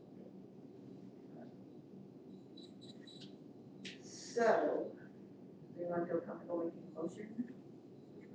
Tom, are you good? I think I'm Okay. You wanna make a motion? trying to figure out how to make it. I'm looking at it going. At this point, it's so convoluted. He wanted you to do it. Yeah, that's. I'm looking at it too, going, okay, how do I? How put this about, we make a motion to accept the student Chromebook, the staff Chromebook bid, the remote setup, and the middle school social studies curriculum, and the, is it the high school? No. Audiovisual, is that the remote setup? That's the remote. That, okay, So will that work? No. Okay. I'll second it. I still got a little bit of a question, so I'm fine with the motion that's on the table. But what are we approving as far as the staff Chromebooks? Because there's like 6 different quotes in there. So are we leaving that open to interpretation? Or am I misunderstanding those? My understanding of it was more if we had to quote somebody because we didn't know if we could get that quantity from Yeah, them. so you're giving us permission to go out and get the best. essentially. So we're not If you want- approving a if you set want- dollar amount. If you want us to do if you want us to do the absolute specific bid, then we can bring that back to you next month. We're just trying to work through this process quickly. No, and I understand that. That's my understanding is why we got so many bids was the quantities, just because someone else might claim that quantity. And we have to go to the next person. Yes, and the reason we're kind of doing a blanket is because of the timeline. Sure, that makes sense. It is, this is not super comfortable with how we Yeah, normally yeah. put things in front of you, so Well, I totally get it, I We'll totally put get it. it in there. Normally it is the company, the amount, and here we go, so Yeah, I get it. from a dollar standpoint, we are gonna go with the lowest amount. We have. Sure. Building. Yeah, Exactly. So I apologize for that. I think we just need a second. So we got a second. I second that. Let's, Chris wants to. Yeah, I think that's great, that's good enough, thank you. Is there a second to approve, everything that Chris said? All in favor, say aye. Great. Well, good job. All good? That work? I got confused, I'm like, oh, wait a minute. I know. That was, right. I worked hard, I was there. I was following, okay. Oh, sorry. The teachers have ratified the 2021 negotiated agreement, and we need to discuss it and then approve. Yes, you're welcome to discuss it if you would like to. I have gone over the changes with you in the past. And so I heard all those things. I really appreciate Jason and Deanna for working through that process. It was quite a lengthy process, and Deanna got her feet wet this year, and that was great. And she helped out a lot. So yeah, unless anybody has any specific questions, I've kind of gone over all that with you. Since it's officially in front of you for the first time, you're welcome to wait till next month. But it's one of those things that we can get contracts out after you approve it. And so if you're comfortable, then knowing that board members were on that committee, then approval would be helpful. You answered my questions. Okay. You were right, it's at the end. Okay, good. So this is, I mean, I just have, this is clarified. Next year, they'll start over for like hopefully 2 years. That's right. Well, we'll start, we will start the process this year for next year, for next year's. This is for this school year we're in right now. Then motion to approve the negotiated agreement. I move that we approve the negotiated agreement. Move to second, to approve the negotiated agreement for 2021. All in favor, say aye. Aye. Opposed? Enrollment planning session. Yes, Oh, yes, that's we're back to a quick one. We're back to our own planning session. I was interested in possibly doing that on the 23rd. And wanted to see if that was a date that worked for the board that evening. It's Monday evening, 2 weeks from now. It's the Monday of Thanksgiving. That's the only negative thing. I wasn't sure if anybody was gonna be out of town or anything. I'll do basketball game, but I don't have tickets. Cancel Thanksgiving. Yeah, exactly. Does that work for everybody? That Okay. works. I'll send out specifics then on that and just plan for that evening if you don't mind. No, who's playing football? Okay. Yeah. Jen, are you still there? Jen, you're on. Again. Jen? Dr. Kern. Aging doctor. Yes, I Hey, welcome back. am. Thank you. Okay, the remote learning is up. Okay, Hold so Wendy's not Wendy's ready gonna, yet. yep, she's gonna put on our slides, and I think you'll think this is probably your favorite part of the night, because you're gonna get to see some live classroom sessions from this afternoon of some students doing some remote learning from the first grade. We're getting set up, Jen.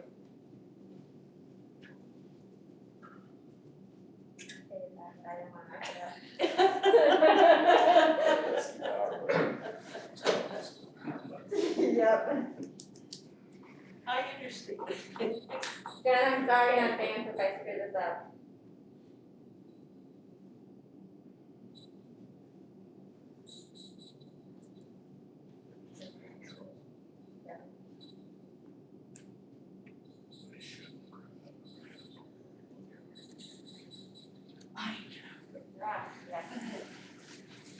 Right, Jen, Okay,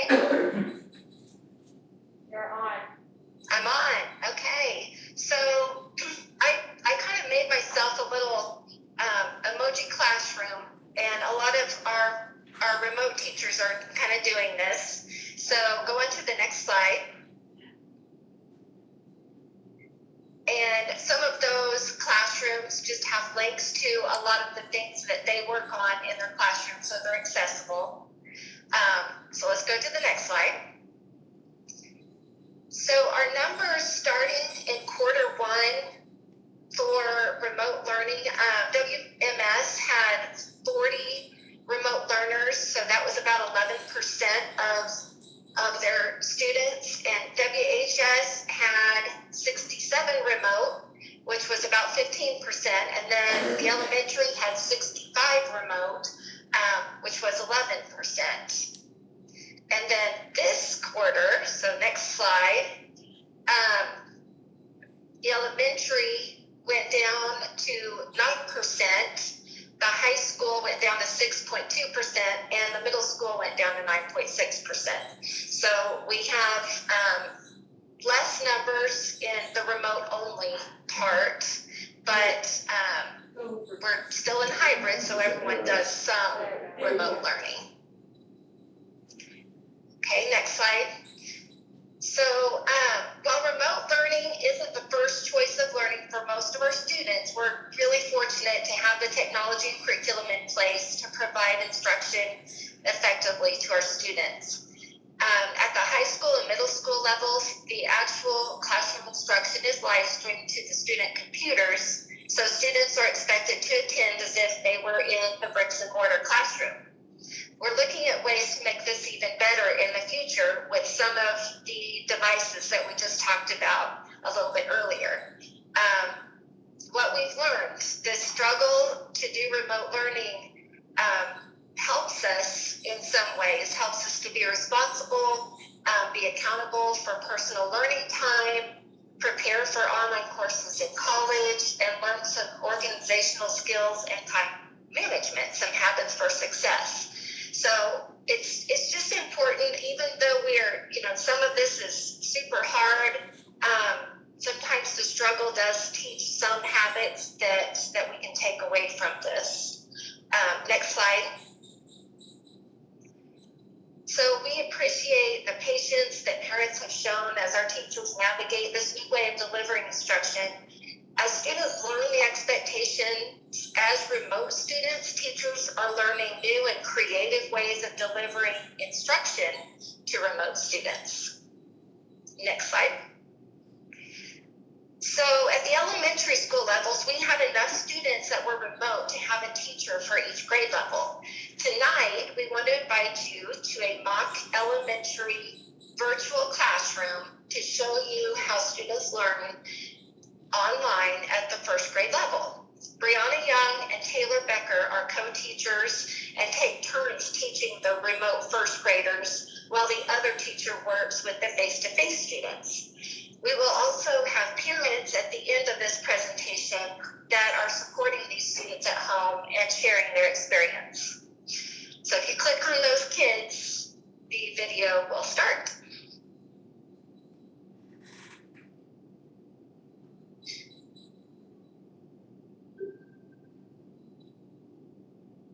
All right, welcome to our remote classroom. I'm Mrs. Young, and I teach at Eisenhower, and this is the first grade remote classroom. So Charlie's here. Hi, Charlie. And we have Quade. Say hi, Quade. Hi. And we have Ben. Hi, Ben. Hi.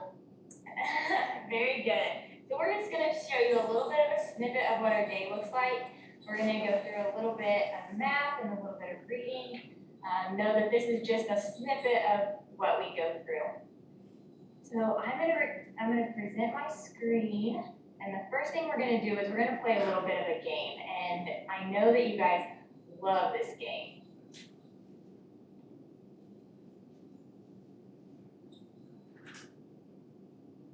Here we go.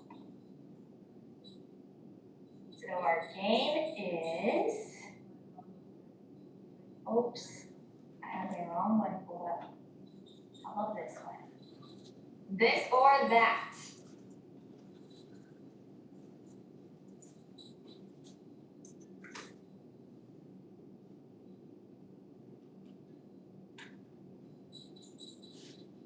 There we go, it's loading. Okay, so this or that. Would you rather go snow skiing or roller skating? Snow skiing or roller skating? 1 if you would rather go snow skiing. 2 if you would rather go roller skating. Show me on your fingers.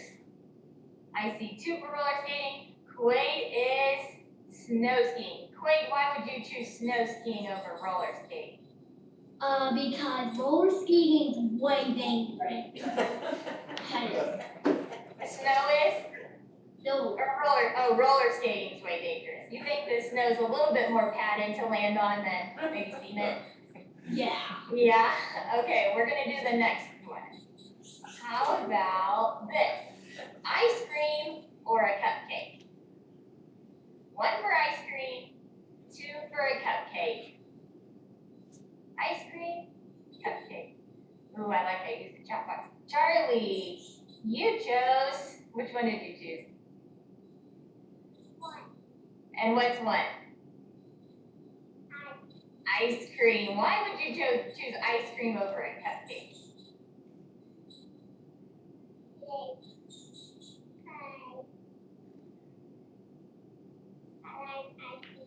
You just like ice cream better. I would choose.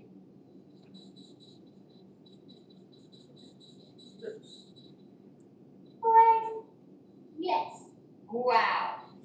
I really like the fries at Chick-fil-A. All right, here we go. We're gonna get into our math lesson. For this first part, you guys are gonna use your chat box. Okay, so we're gonna solve addition and subtraction math stories. Here is this. I want you to not shout it out, put it in the chat box. Put your answer in the chat box. 7 minus 5.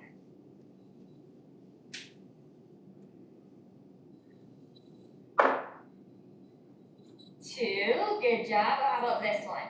5 minus 3.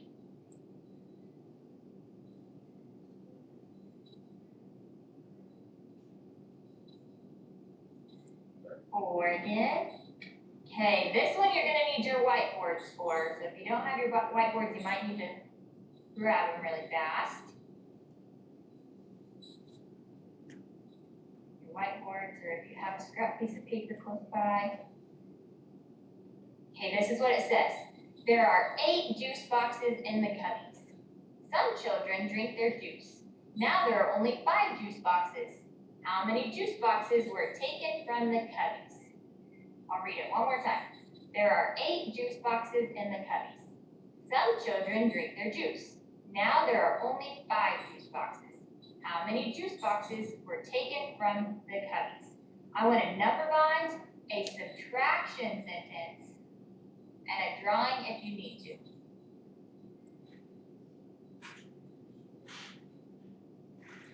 Sentence, a subtraction sentence, and a picture. Nice job, Charlie.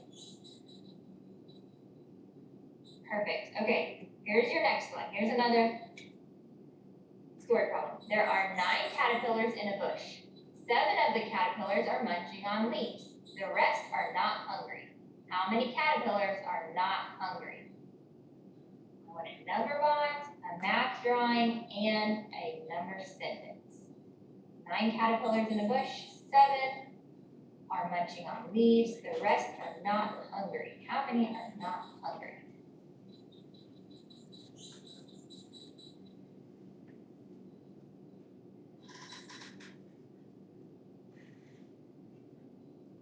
I'm gonna, for the number bond, I was gonna do 9. Oh, for your number bond, you're gonna do 9. Where are you gonna put your 9 at in your number bond? The total, Okay. and then I'm gonna put a 2 in a part, and a 7 in a part. 2 in a part and a 7 in a part.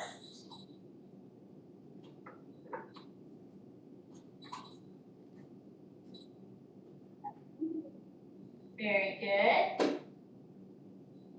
Can somebody else tell me about a picture that they would draw?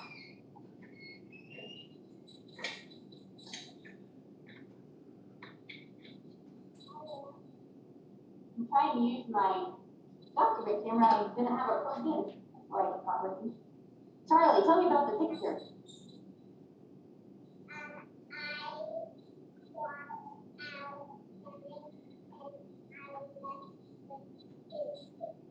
Okay, how many did you draw to begin with? 9. Okay, you drew 9. And then you crossed out 7 of them? Ooh, nice.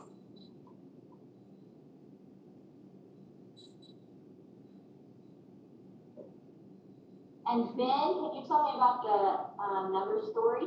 Or I mean the subtraction sentence that you wrote with it? Well, I wrote 2. You wrote 2, okay, can you tell me them? 9 minus 7 equals 2, and 9 minus 2 equals 7. Very good. You guys agree with all of that? Yeah. You see my board? Yeah, and you agree with all of it? Good job. Okay, we're gonna switch gears. That was a fast math lesson, wasn't it? And you didn't even have to do your math drill today. So we're gonna switch gears. We're gonna move into some reading. So the first, probably already know this. I'm going a little crazy. Okay, so here is, do you guys still see my board? My board. Yeah. Okay, so here's our tricky word that we're gonna go over today. And I know that you guys probably already know this because we've already gone over this tricky word. But I I want you to remind me what this tricky word is. Ben, can you help us? Oh, you got it. All is my tricky word. Can you give me a thumbs up when you know what the tricky part of this word is? Ben, what is the tricky part of this word? The L. The L is tricky? Why is the L tricky? Because there's two. Okay, so that's a little bit tricky that there's two of them, right? What's another tricky part of this word? Ooh, I know. You know, Quade? The A. And what's tricky about the A? Because it says all. And what does A normally say? What does it normally say? It normally says ah, doesn't it? So if I were to sound this word out, it would be ow, ow. That's not what this word is it? No. So we can't just sound out tricky words, can we? They're tricky. So we just have to remember, whenever we see this word, we just have to remember that it is spelled, or we have to say it all. Very good. Okay, we've also been working on a sound, a new sound that looks like this. Right? And what sound does that make? A. A, very good. So I'm going to show you some words, and we're going to switch them from a short A to a long A. So if I show you this word, what is that word? Can. Can. But if I put my E on the end, now what does it say? Pain. Pain. Very good. So we could change can to pain. How about this one? Charlie, can you tell me what that word is?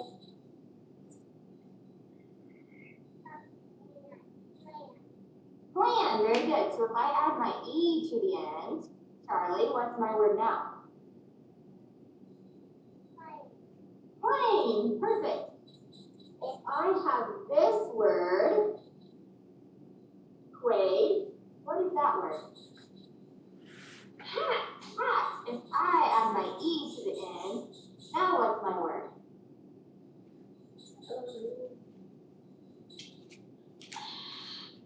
What does that E do? What's the job of that E? To change the A to A. Okay, so now what does it say? Oh, it was all. Yeah, you can sound it out. A. Paint. Good. See, you can do it. Hey, how about this one? Ben, this one's yours. What is this word? Mad. Mad. And if I put my E to the end, now what's my word? Made.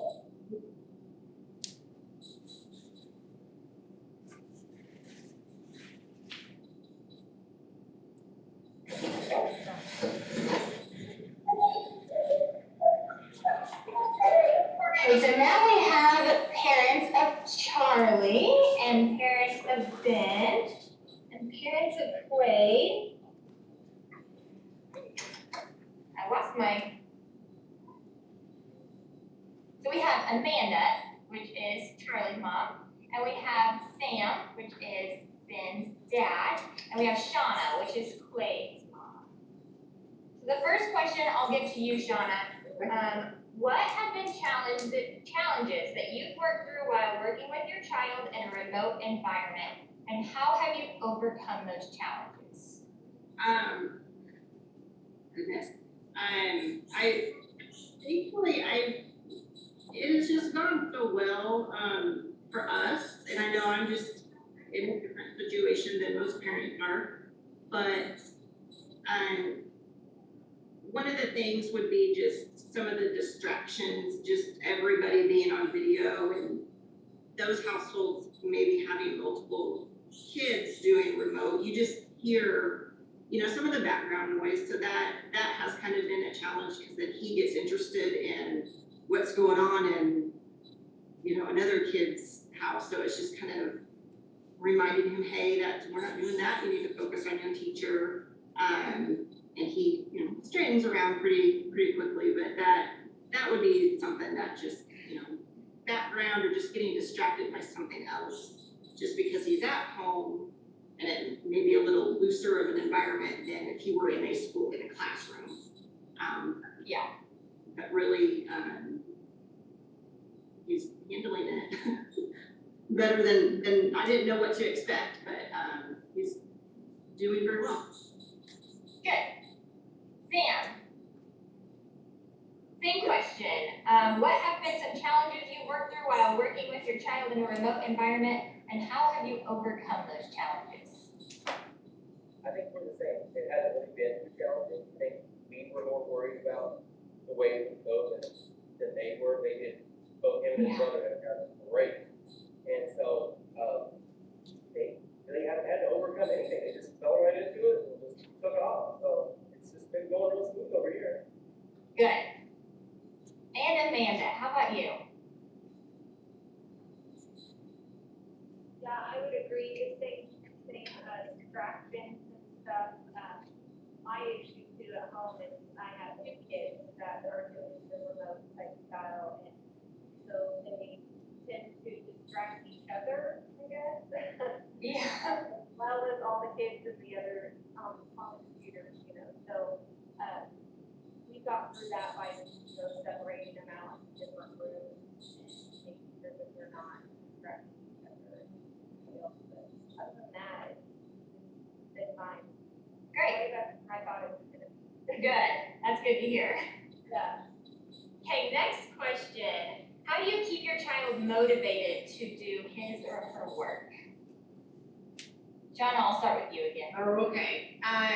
Again, Quinn, he does what he's supposed to do, and I really don't have to get onto him that much. Like he does stay motivated. I mean, occasionally you do just get a little distracted here or there, and it's, you know, just telling, I don't know, different things. Tell him he'll have to go to bed early that night or something, but he typically stays on track and does what he's supposed to do.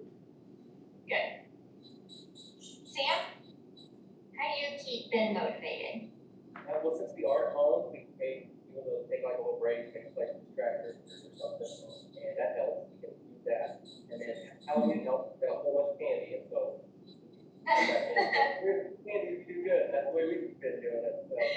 So that's Awesome. Good. Amanda? Yeah, keeping her motivated, we really tell her how important it is to be partying in school and all of that. And then also for afterwards, she has a tablet that she likes to play on. So we tell her, you know, well, if you do good, you get done with schoolwork, have time on your tablet afterwards. So things like that. They're 6, so it doesn't take a whole lot of time. Yeah. At this age, it doesn't take quite a lot. Next question. Do you feel your child is learning? I'll go backwards this time. I'll put Amanda on the spot first. Yes, I do. I think she's been really good. I do feel like with the online that she kind of will go at her own pace. You know, I feel like maybe she doesn't feel as pressured as she in school and with the other kids. I feel like this, especially with the little online apps and stuff that she can do, she kind of do it on her own type of thing. So yeah, I think she's really come a long way. Good. Sam? Yeah, Ben has been doing really well. He has learned a whole lot. I can see it. Just next to him someday and work through it and everything. I think he's doing really great. So yes, he is learning. Yay. And Sean? Yes, I have seen progress from, you know, the first week of school, and when we're doing it's been interesting being able to do this and actually see what they would do at school, like when we did the fast bridge testing. I mean, I had to be, obviously I couldn't help him, but I had to be there, so I saw what he got to do. And just like in math on that, I remember the things that he struggled with on that test, and now he's doing that plus more So I can't wait for him to do more testing so I can see how he's advanced that way. And, we'll be in the evening watching TV and, subtitles come on or, the news flashes something and he reads it to us. And it's, my husband and I will just look at each other and we're like, he can read. So, it is, this is working. I feel that my child is learning and the other two here said the same thing. So it's going very well for us. Good. Last question, what are some things that your child has learned outside of academics in this process? And Sam, I haven't started with you yet, so I'm gonna put you in the hot seat. I think he's really learning how to work the computer, to work through all the different parts of the computer. He does better than I do, and so, I think that has really been a lot. That's, it's useful for later on, so I think that's been a really important thing for us, so. Yeah. Thanks. Amanda? Yeah, I would agree, just knowing technology, that's pretty much our future, it's all technology now. So I think being able to learn it at an early age, and yeah, like, Sam said before, there's stuff on here that he knows about that I don't. And I'm like, wait, how do you do that again? And how to do it, and I'm like, should have just asked you. But, the technology is nice, just that, that's good here. Yeah. Thanks. And Sean? I kind of the same thing. We jumped on and there was a day that I had to take him to my mom's house because I needed to go to work and I'm like, okay, Quaid, come here and let me show you how to get on everything. And just from him watching me on the first day of school do it, he's like, oh no, Mom, I know how to do it. And then I'm like, okay, well show me. And he did it and got to where he needed to be. And I think, just with having tablets and things, like he already kind of knew that, but it is just, technology there is just kids in general are having a much more, they know a lot more than I did, so. Yeah. Great. Is there any other things that you'd like to say that might help other parents or that might be struggling in this area?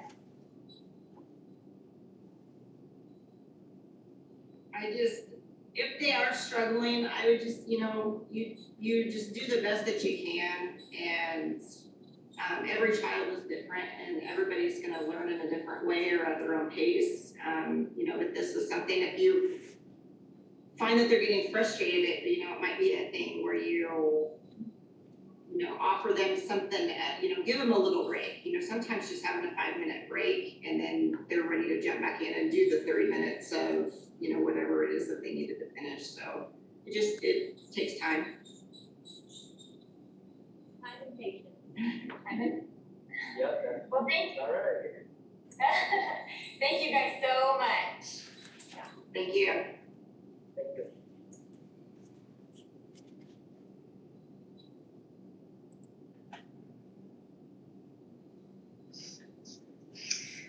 I thought they did a wonderful job and really appreciate them taking the time to record this for us.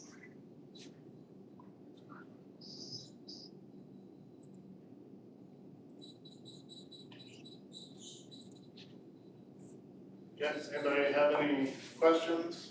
Don, just wanted to give you a little example of remote learning. Obviously, those are some success cases. We've also had cases where, we've had families struggle that have come back to face, and so it's not all perfect. This is a new world we're navigating this year that we've obviously been thrust into with COVID, and we will continue to learn how to navigate this world because this is new for everybody it's kind of like a first year of teaching out there for a lot of our teachers right now. So, yes, sir. So those three were all remote? Yes, those were. Not hybrid? Correct. Okay. Yep. Yes, ma'am. How long is a remote day with their teacher? Not often, just like how much face-to-face time are they getting with the teacher? You guys want to answer that? It just depends, because they go in small groups. So. Okay, that's what I figured, she only had 3 at a time. Yeah, Okay. so I mean, if a kid is needing more intervention time, they might be with the teacher more than another kid that's more of a self-learner and can go do some of the things independently. So it's just, it does vary, but typically, I would say 3 to 4 hours, because they're gonna get their core math lesson, they're gonna get their core reading, and then they're gonna get the either enrichment time or intervention time, depending on where the need is. They get their Dreambox, Reflex, RazKid, all those apps that those parents were talking about. Those typically are 30 minutes sessions, they have brain breaks built in. I would say on average, they're getting 3 to 4 hours of teacher face-to-face time. So they're sitting on that computer for 3 to 4 But hours. it's in chunks throughout the day from 8 to 3:40.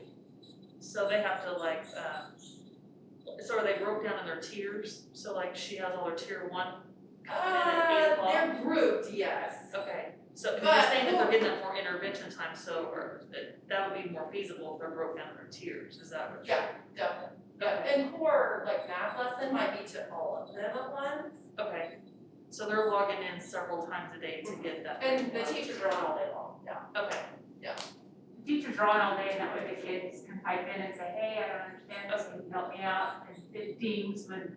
They send a little chat. So the teachers can answer those kids right away. Or say, hey, can you wait just a minute, I'm helping a student, and then they'll get back to them. I know originally there was like something with everybody had to be on for 6 hours and you had to fill out something, but that all went, that's gone, right? You don't have to be on. Well, they still have like their checklist and their logs, they just don't have to be signed by the parent, because the parent signed the contract form. You mean the logs, the Yeah, state started by. that 6 hour thing at the beginning, that's Yeah. kind of gone by the wayside. Yes, the state started the year with daily logs and then moved to just the parent contract. I thought so, I wondered. Yeah, but they still have their checklist and it's like broke down into how many minutes they want. so then the middle school and the high school, they actually log in at 8 o'clock and then they just log into each teacher every 40 minutes or whatever it is? Yep. Okay. I've watched the middle school, I haven't seen the high school, but I've watched my kids do the middle school. It is really, it's nice how they log on, and the teacher's there, so I think that's great. Yep. They do a great job. Yeah, there's been a lot of success, there's also, there's challenges we'll learn and have tried to overcome throughout the year. It is not perfect yet at all, but as you can see, we have some amazing people, meeting with kids every day, so.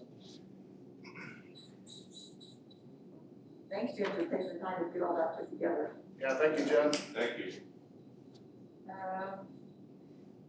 Yeah.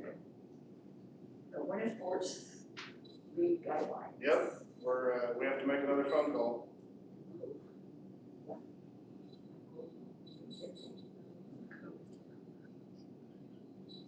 You are welcome.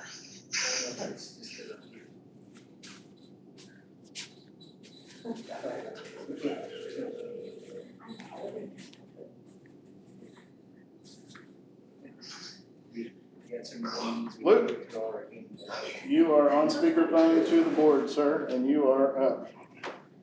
Oh, okay. Again, thank you, apologize I can't be there. Just wanted to go through and share with everyone the recommendations. Again, basically very similar to the fall for what's coming up in the winter. I believe Mr. Hatfield gave you the ABCTL and Keisha's recommendations. Again, everybody in the ABCTL has agreed to 25% capacity maximum at their events. And then again, we'll follow basically, since they're indoor events, what we did with volleyball as far as mask, social distancing, and those type of things. That will happen, again, sport-specific things, and we'll get everything with you because obviously there's a lot. And again, there's guidelines for each sport as far as how to set up your bench. One thing that's kind of crazy is there's no jump ball in basketball this year. That's a definite new thing that they're doing, but definitely guidelines and precautions for us to look at moving forward. And then I developed, again, kind of going off of what we did in the fall, our district policies. Again, we will be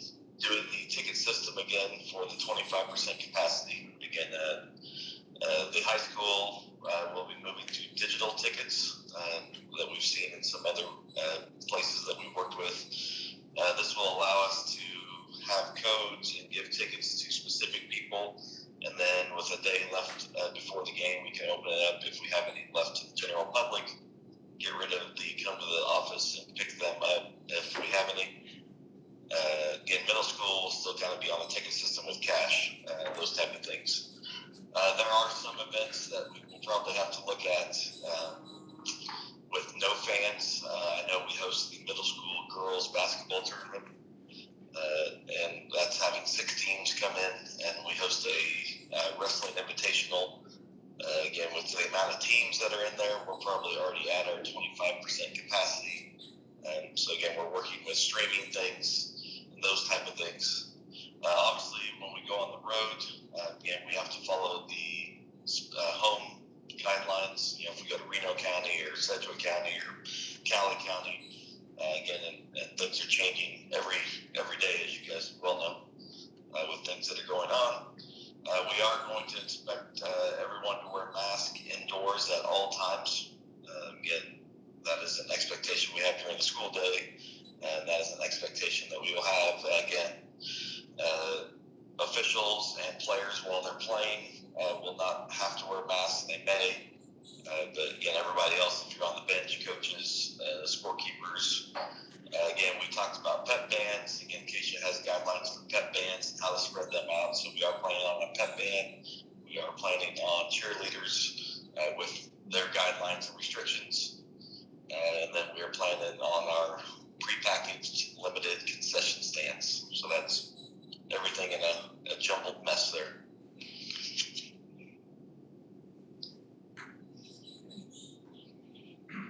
Anybody have any questions for Larry? Luke, this is Larry. So the extra tickets, we'll have to come to the high school or the middle school to get them? From the middle school, we probably won't have any extra tickets. As you know, that auxiliary gym is very, very small out there. So we're pretty tight over at the middle school. So again, much like volleyball, we never really had any extra tickets for middle school. High school will be all digital. I've got that set up today with the company. Much like Larry, the one that you used when we went to Cheney, you were able to buy your ticket ahead of time. And then it's on an app on your phone, or you can print it on through your email. You can do it ahead of time, no cash. And then with a day before the game, we can open it up to the general public, and anybody can purchase a ticket if nobody's used them. So it should be a lot better. Again, we talked to several schools that have been doing that digital ticketing already, and it seems to work out very good. But Luke, you'll still have a paper ticket that'll enable you to purchase a digital ticket, is that right? No, we have codes that we will give you. I think so. No, high school will not have any more paper tickets. Okay. You will have a code, D5432 or WHS 353, whatever the code is. It's random, picked by the company, and I'll just share that code with the players. Again, if it's a home game, you probably get 4. One person can buy 4 tickets online. You can download them to your phone. I've got a call with them on Wednesday to get some more information and make sure we're all set up and ready to go for our first basketball game. So.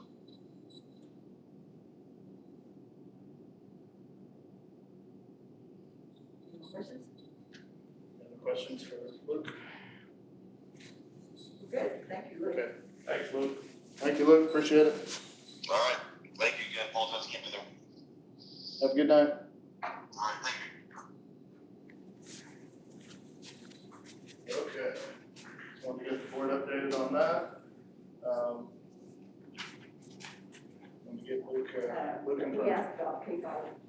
We got K-5 last time. Yes, we had discussed with the board, the possibility of looking at, for the future, one of the things on the gating criteria is for K through 5 to, currently we have decided from the beginning of the year to have them in a hybrid setting. And we talked about possibly doing, bringing them back full at some point. And so We did have meetings with staff and principals on that, and that is something that we can do in the future. That is an option that we can take. Obviously, right now, we're having very high COVID numbers here in the district, so not something that would be recommended right this second, but it's something that is available for us to talk about in the future. So I'll update you on that.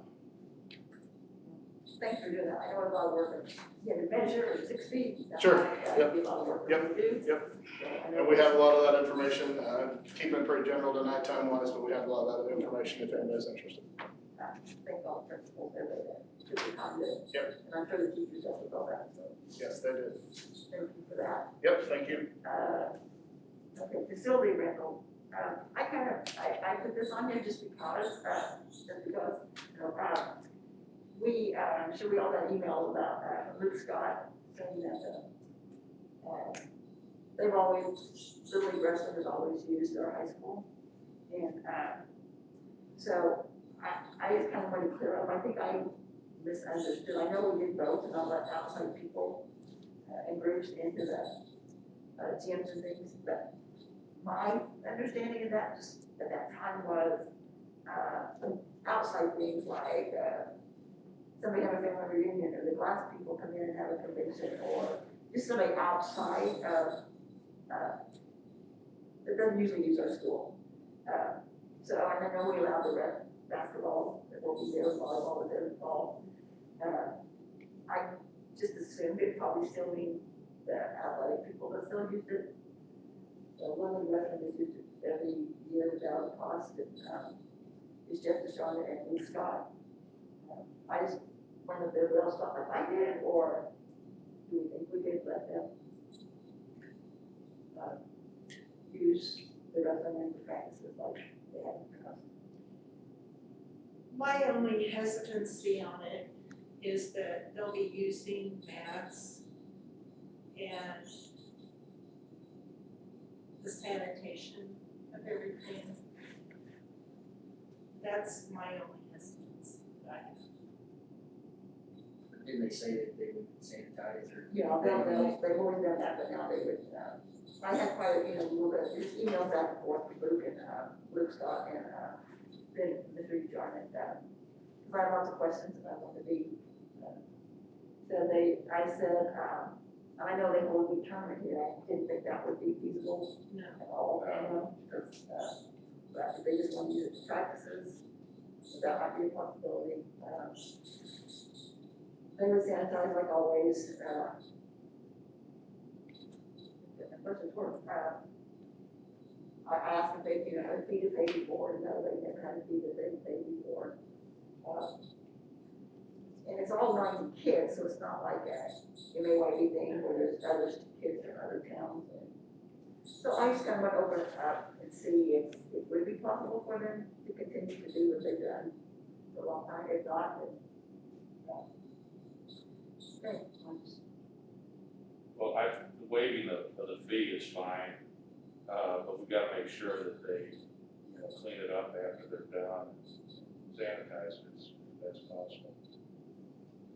I guess I don't have a problem with that. Yeah, I'm the same way. If they're gonna clean, and they said they're gonna do temperature checks, I think they're taking every precaution, and it's Wellington kids, it's not. But I don't want to have a tournament. No. I apologize, maybe I misunderstood our original motion, so, we didn't make that back in the fall, early fall. So I think I'm kinda in the same boat that you were, I guess I may have misunderstood, because I thought that we were kinda shutting the facilities down for the outside, the way I took it. And again, maybe I misunderstood, I think Chris, you were kind of the one that brought it up originally. Yeah, I thought it was a good idea. my thing was, is not to have the outside Okay, people, the rec is kind of part of the school, and then the people here, so. so the sanitation of the mats, obviously that, we did that every day after wrestling anyway. But, they are gonna be used in our facilities as far as the bathroom facilities. I assume we got a drinking fountain shut down pretty much anyway, so, but who's gonna take care of the restrooms and stuff like that? Is that something our staff involved in, so that we make sure that we're not pulling our other kids back into that environment. So we're not moving it from school to school. I mean, that's the whole idea behind this. Right. Limited. So, and maybe that's just an administrative decision that we have our staff. Custodial staff take care of that. I don't know. We've already, I guess the basketball, same way. Same thing, yep. And again, that may have just been my misunderstanding. I thought we were just gonna shut it down just because we're totally outside. That just made it. Probably think a lot of us felt this would be over by now, so we didn't think that far ahead too, with the fact that we got basketball and wrestling. Oh, yeah.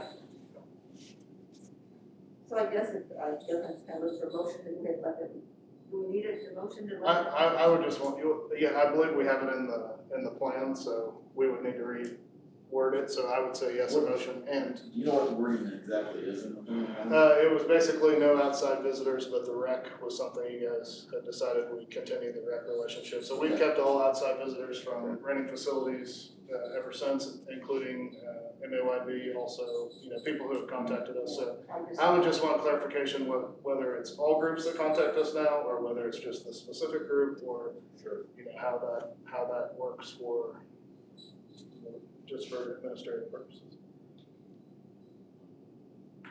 Would you word it just as Wellington residents? No, that would leave it open. Any Wellington residents, we have a lot of kids coming from out the country. Yeah, I'm talking out loud. I know. And just approve just the rest of them now or something, I don't think it should come out, but.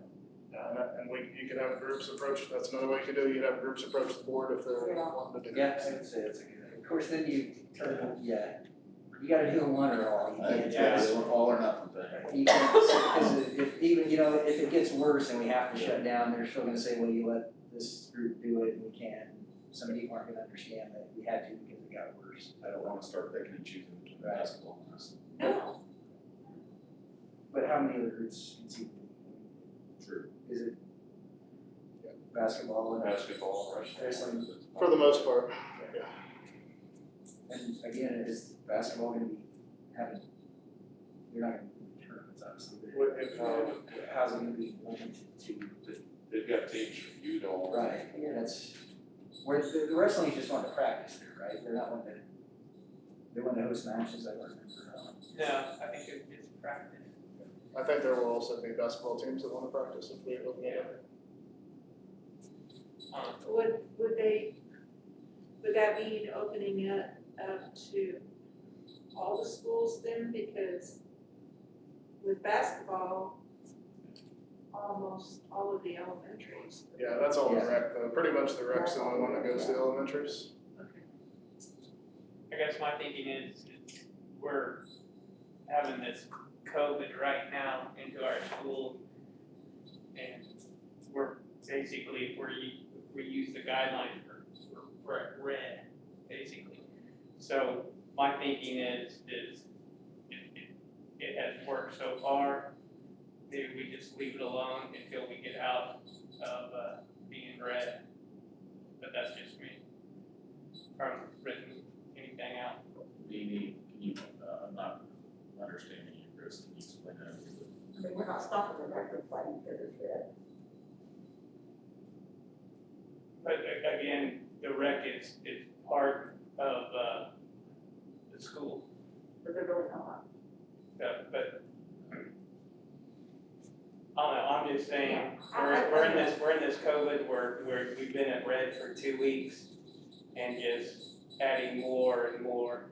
That's just me. I agree.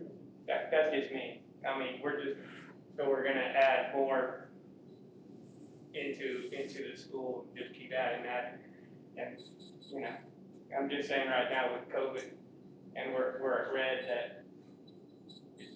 It's just a group of kids that have always done it, and it's just because it's a different sport, and it's not under the rec, I just, I don't know. The red over must make a motion, we'll just, that's the lead now. Like I said, that group of kids. I'm fine with it, I don't know how to differentiate if the basketball comes along, and then, do we just sort of address that when it happens at this point, because maybe Or basketball, I don't know, but that's. So are we gonna allow the rec? Oh, yeah, we said that, yeah. That's what I'm asking, when is that actually gonna start? I think this is what practices start this week. For the rec, for like the basketball? Rec basketball, No, tomorrow. Oh. Like my son starts tomorrow. And where do they practice? He's going to Eisenhower. Okay. Yeah, So we can't, They have practices all. I still, I mean, if that's already happening, we can't not let the rest of the kids know. We have to, I mean, it's either we gotta stop the basketball or we gotta let the They're rest of letting the rec in, I think we already said it. Yeah. And there's no other conceivable club that we're overlooking, right? It's gonna want to, I don't think so. okay, I'll make a motion to allow the youth wrestling club to use the gym. I'll second it. We just seconded the rallies wrestling to use the facility for practice. Aye. Opposed? The task force agreed.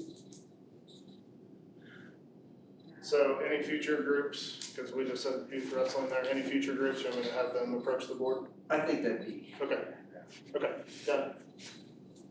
that should only be it, though, great, I mean, Like I just had a misunderstanding at the beginning. That's what I did. I thought the same thing, but it was just outside, like unions. Right, that's what I thought too. Okay, approve the audit that's been discussed and, Mr. Davis here last month. Raised. Yes, Harold was here last month and had the audit since the last month and just looking for approval. Unless you have any questions. I'll make a motion to approve the audit as presented to us last month. Second. Just seconded to approve the audit from last month, all in favor, raise your hand, say aye. Aye. Opposed? Okay. Administrator report. You guys have anything you want to say to the board? You have any questions for administrators? Okay, good, I guess you kind of heard from them tonight anyway. I just have a couple things, been working with, through our auction on McKinley. We did receive the easement, from the city, so they are ready to auction them off, on our, command. And, was there anybody that wanted to go see McKinley before we put it up for auction? It is probably one of the best tours you'll ever go. It's a brief tour. Yeah. And the only, I mean, and it's, yeah, it's brief, but it's also one of those things, if you get hit up by somebody in the community, you can say you've been there. So I just wanna offer it, if not, we'll. I think we talked about it, Yeah. maybe just send us some pictures, and, you know, that way we can. I've say- been there. I filmed it. Okay. I do know there have been a couple people in the community that have reached out to me that heard us talking about this, so I do know there's some interest out there, so. So, and, even one, potential buyer that wanted us to skip the auction process but I assume the board is wanting to continue with auction. Yeah, let's go. It's in storage right now, I mean, there's stuff in there that's a storage, so Yeah. we'll just. Well, and especially with multiple people reaching out to us, that makes it fair for everybody. Yes, I mean, we need to find a place for the stuff that's in there. Yeah. Is going to be auction too? Yeah, we've got everything out of Oh, there. okay, throw in for a couple of throws. So we'll, Building plus contents, it's like- we'll go over and check it out one more time, but that'll be, that should be up for auction fairly soon. I mean, if you're gonna go over there, yeah, you can contact us if you're heading over there for whatever reason, if we wanna spur the moment tour, but I don't really wanna plan a tour. All I have to do is look across the street for your truck. Yeah, there you I'll know go, if my if truck's there, call me in. Yes, there you go. Okay. Anybody else want me to call on that? Okay. Also, I wanted to briefly, say something, about, passing of, Clyde Jenkins. We have, 3 teachers, here, amazing teachers, here in the district that, are connected to him and obviously been thinking about their family a lot. And, so just wanted to mention, how sorry we are for their loss. Clyde was a good man, so, that is pretty much it, unless any of the administrators have anything they want to say or anything you guys want to ask them. executive session, who's gonna? I make a motion that we go into executive session to discuss non-elected personnel, to include Adam, the administrative team. Let's take a 5-minute break. We'll go for 20 minutes, so the regular meeting will resume at 8:50. Second. Okay, the move is second, going to executive session till 8:50 with a 5-minute break. All in favor? And when you're ready, Mr. Offenberg is gonna show us.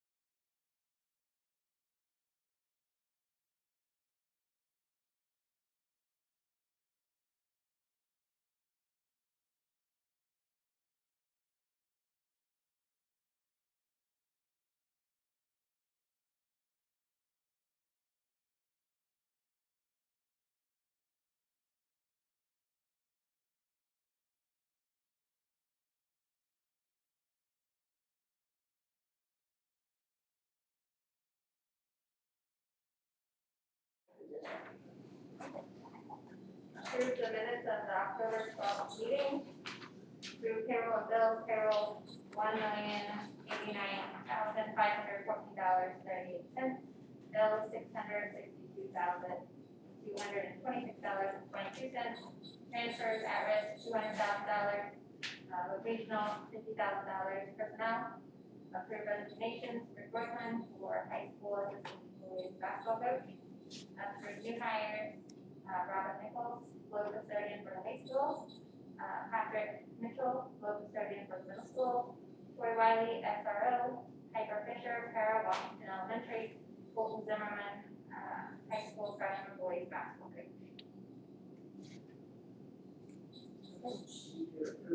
Motion to approve the consent agenda. What about that? Yes, but. I move to approve the consent agenda as read. I'll second. Move to second to approve the consent agenda, all in favor, say aye. Aye. There you go. Is that opposed? Okay, board member comments.